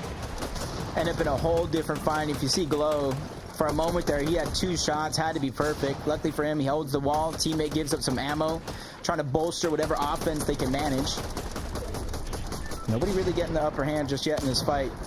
And this is the thing. Even though they do have zone, they're so isolated away from everybody else that nobody's going to third party. There's no going to be a disruption with a chance to disengage. So you got to be very, very careful how you play your cards in this game. It's crazy to think that you can be in 19th place over the 33 teams, but you're about a team worth of eliminations away from being near the top 10. Like, that is how close and contentious it's going to be with the points between those 2 positions there. So the gap is very, very thin. It's such a thin margin. There's really no room for error here. Back to the Demon's Dojo. Rafiki, Max, and Cirque have to play for the pickup right now. Seems like things went a bit south for them. Plenty of heals here to work with, and of course should be able to have a relatively free pickup at the reboot. I don't see teams nearby, so we'll watch how this plays out here shortly.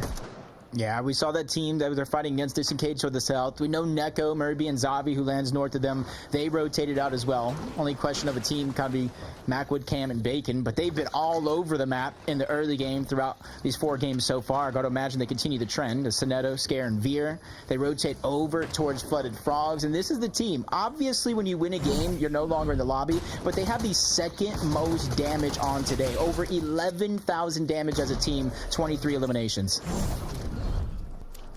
Take a look at that. Big pickup right there. The refresh coming through. On over to take a glance from the high ground here. Diego, Possessed, and Ralphie. Warriors Watch has seen a lot of love today. This mountain right here has been pulled through a few times.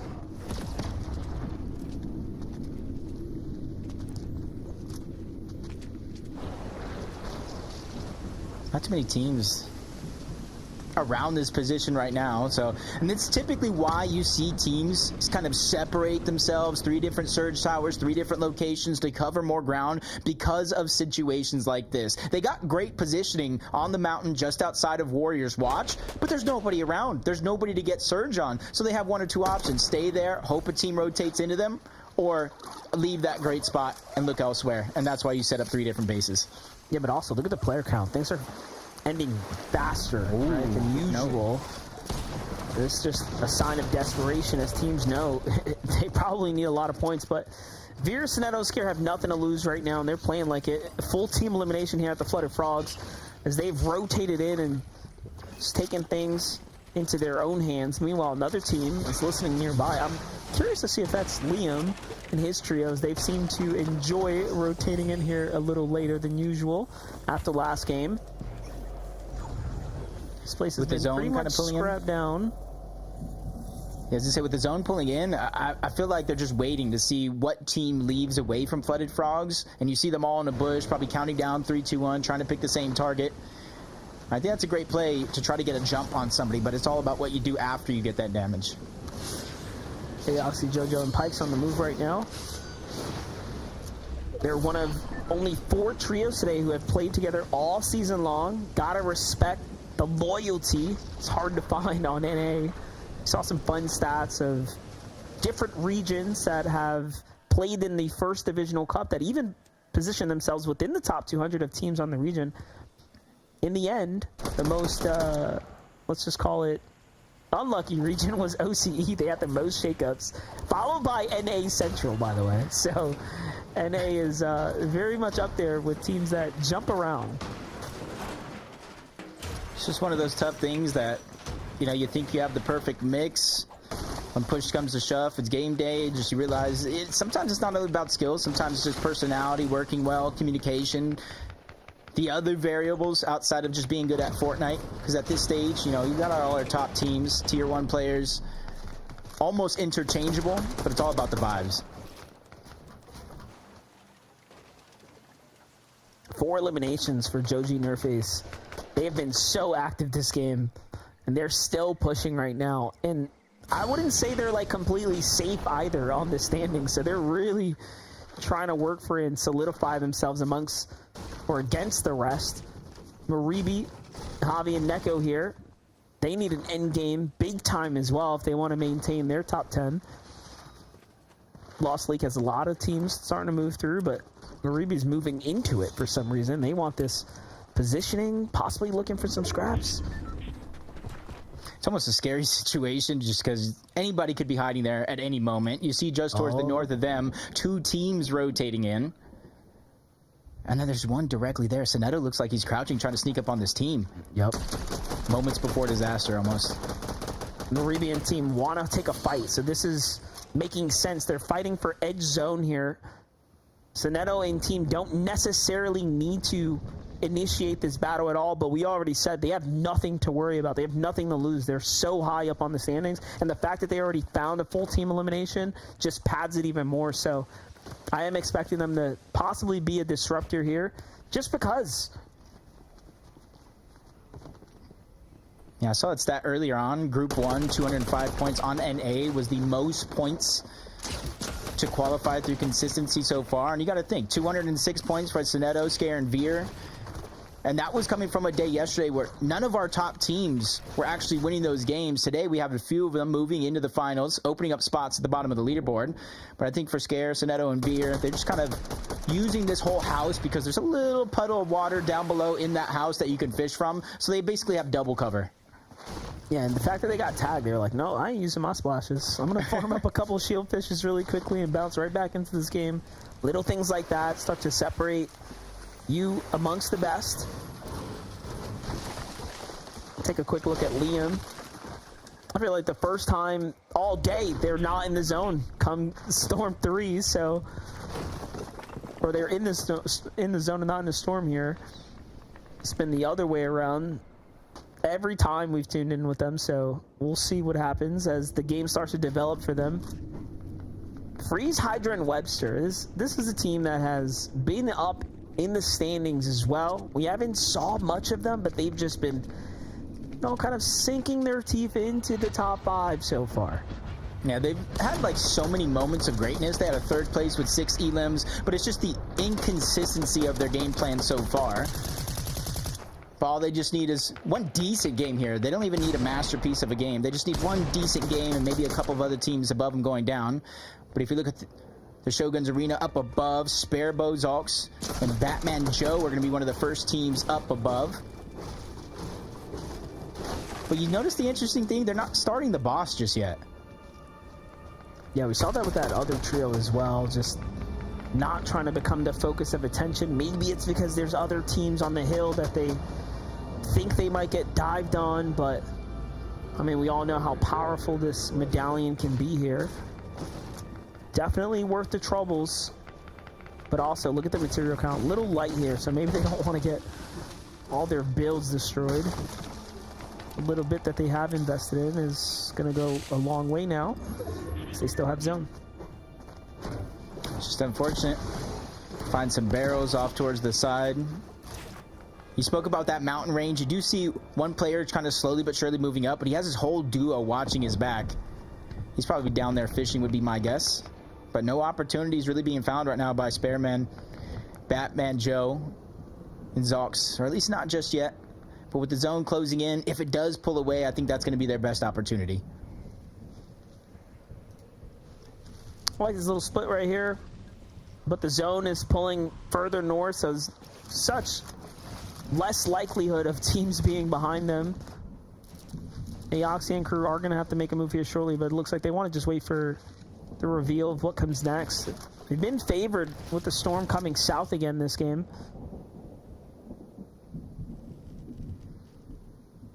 Kind of would have to see how drastic what that pull was, but I think we're going to have a southwest zone.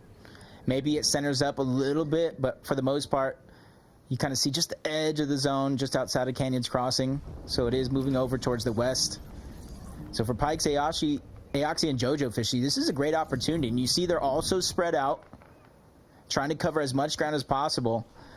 But because there's so few teams that actually land on this side of the map, there's 2 on the bottom left, the surprise contested from Diego, Ralphie, and Pizzazz, Xerix, Sloth, and Mirix. There's not that many teams over on this side of the map, so they're just hoping more and more teams look at those mountains as high ground and try to rotate in that direction.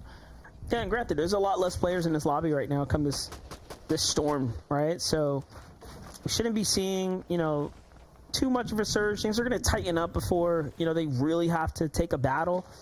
But it's not looking good right now for Rafiki, Cirque, and Maximum. No eliminations, but it seems like they've been through the trenches. Cirque is barely holding on, and they're down a player right now. Outside the storm right now, still peeking blindly at different areas, trying to see if they can find a trade of damage potentially, or open something up, but it is just looking worse for Wares right now as we're getting closer and closer to the mid-game now. Meanwhile, much different situation over here. We have a little bit of action over at the Warriors Watch. Kind of saw a team just kind of position up at that mountain since the start of the game. Everybody else having to rotate around the mountain because you don't want to directly up to it. You see where the zone is at, all the way to the left. Bird is inside, Night Shift Forest, and the lucky thing is that mountain just outside of Warriors Watch. So that team that positioned there at the start of the game, essentially, Monster, has got to be thanking Fortnite for that one. Here it is. Big moves coming out. Teams moving in now. Everyone's on the hunt here as the surge reveals itself. No. I just called it. I was like, yeah, it's all chill now. Let's give it a little second. There it is. Everyone realizes, we went from a quiet game to we need to fight. And as soon as both Xerix and Mirix just peeked out, they immediately get beamed, dropped to about 50 HP. You can see Sloth forced to kind of turn around, use his water sprite, splashes coming out, but the pressure is just continuing right now, and Booga Aviv threats one on the side. They're one of the ones that try to put pressure, but luckily for this team, a whole nother trio shot in that direction, trying to seek some shots through, so it kind of sufficed for a moment. Look at this, Booga Aviv threats right now. Well above the threshold, cut through a good amount of material though, just to survive that, let's call it onslaught of the lobby right there, as everyone's fishing for opportunity here. There's a reason they're all late to the party. There's a reason they're all huddled up on top of one another. Usually this is a sign of pure desperation. Mirrock, Sloth, and Zerx, you wouldn't think they'd be here, but they definitely are in that conversation of teams that are pretty desperate right now. Zerx has fallen. What can Mirrox do? They're essentially 4th right now on the consistency leaderboard going into this game. Sloth and Mirage really got so much pressure on their shoulders, because if you go down now, you're literally stuck watching, waiting, kind of hoping on the downfall of every team below you on that leaderboard, and really have no control over your destiny anymore. See how it's going to play out right now. More movement happening here. Booga, Threats, and Aviv are looking to distance themselves away, but still taking shots here, still staying relatively active. The zone has populated. Piece of it's going up that mountain towards the bird, where things were so quiet just a couple moments ago. And all of a sudden now the action's coming to them. Yeah, see, good positioning, but they want to make sure to get off of that ultimate low ground, attach themselves to the side of the mountain, but Mirage goes down. Sloth now feeling the pressure, 162 points, 482 below the damage threshold, and becoming targeting, forced to expend a lot of materials by himself. This is looking like a nightmare that he's looking to turn into a dream. There's no way he goes back for what little bit of loot he can get from Mirrox's body. He's genuinely thinking about it. It's risky, but if he puts the Void Orb in his box and the Kinetic Blades, he can orb back. Risky. I know, risky. But when you're this far down, sometimes you got to try something to make a play here. Okay, but he is also 500 below the threshold. Okay, he's surely the most bottomest person in this lobby. Surge is active. Just 2 ticks away from sending them back to the lobby here. Oh man, they're gonna have to sit on their hands now and just see what happens with this overall points in 162. Hold up, wait, it turns off, right? Oh no! Setting it up. Hold up. Don't count him out. Okay, 17th place, right, is still positioning, so he needs to earn something if he wants to feel a little bit better, but it's not looking good, man. He just needs one team to go down to start to gain those points. He just needs to play as careful as possible. You see another elimination being grabbed. Everybody is just playing so tight and close together right here, right now at this stage in the game. Because this is where the placement points with one team going down start to kick in. Everyone that goes down, it's more and more, and half of them are inside of the top 8. Jojo Fishy looking around. Pikes, Aoxy, they had that high ground spot for a long time. Somehow managed to really throw themselves up the damage threshold there. You wouldn't have thought it was possible given how quiet things were, but everything is collapsing back at the bird. This is very familiar territory for them. Take a look at the edits. They're trying to set up those Oni masks for the quick rotate on in. And this is quite the end zone right here. You have a little bit of a mini POI, but it's named, right? So you got to put respect on it. And then you have all this like layering happening here. Very interesting end game. Almost feels like a creative zone war about to play out right now.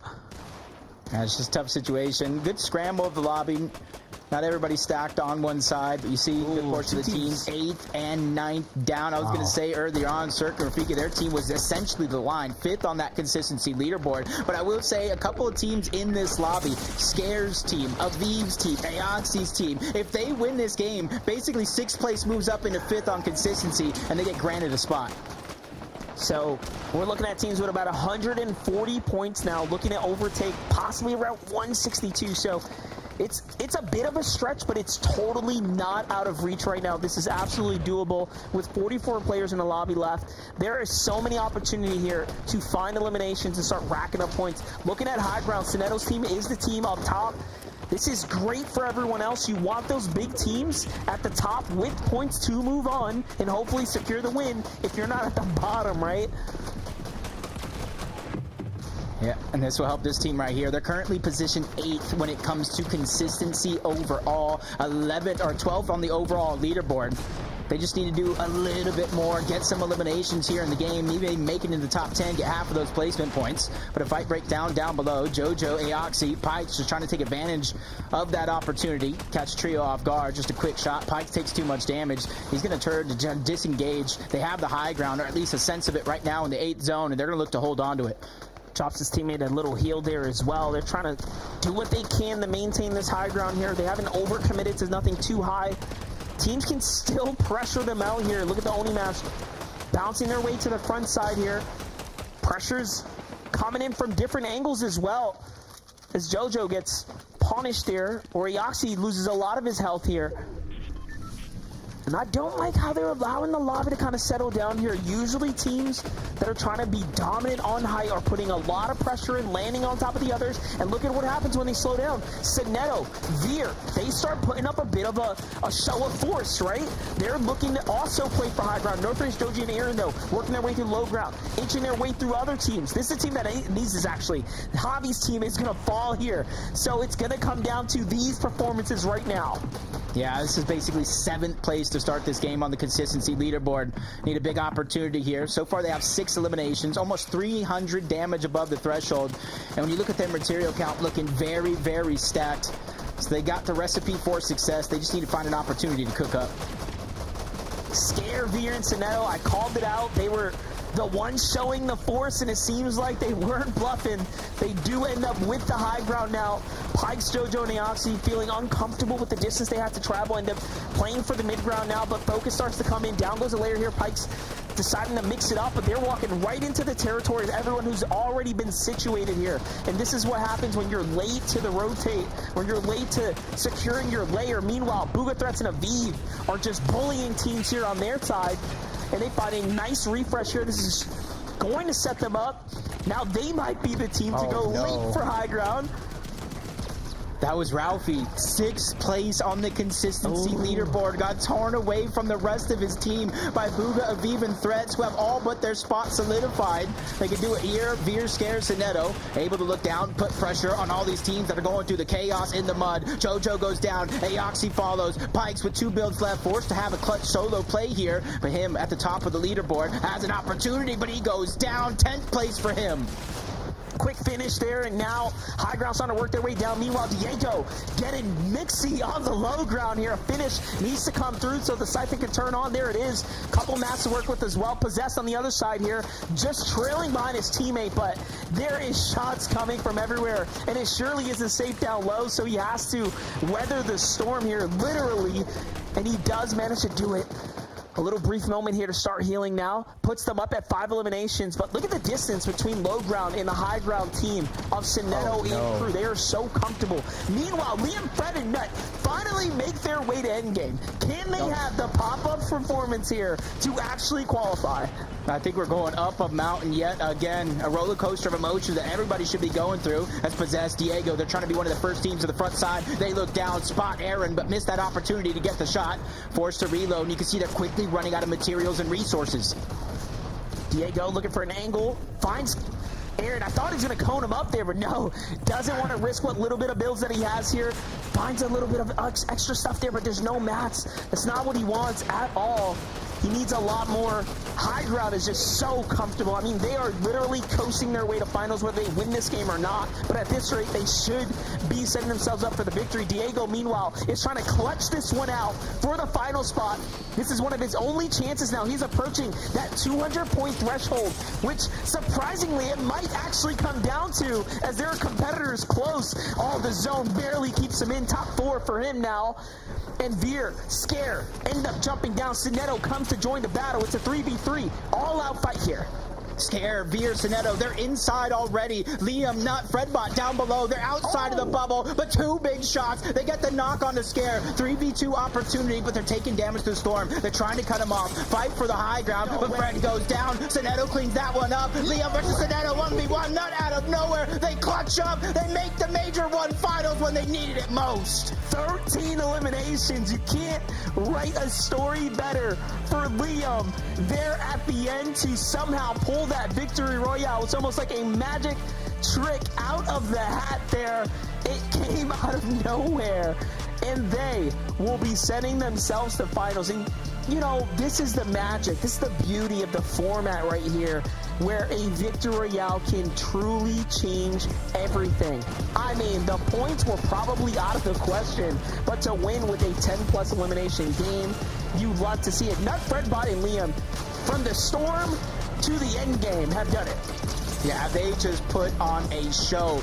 Monster, they were in 9th place when it came to that consistency leaderboard. They realized with game 5 being in front of them, they can only do one thing and control their own destiny. You saw how aggressive the lobby was getting, how many early fights everybody was taking in the early game, and they had a different plan. That was them in the beginning, Monster. They took a slow down approach and it worked to perfection. What a wonderful set of 5 games. We now know more finalists, of course, setting themselves up for the finals here to come. This was just group stage number 2. For myself, MDF, and Jacob, we hope you all enjoyed this show, because what a day it was. Tomorrow's group stage 3, so we'll see that there soon. Let's toss it on over to Zeke to take us home. Thank you so much, Jacob PR and Monster D-Face. Fantastic set of games. My gosh. As they pointed out coming into this game, for Liam, Fred, and Nut, they needed the victory royale. The points were too far.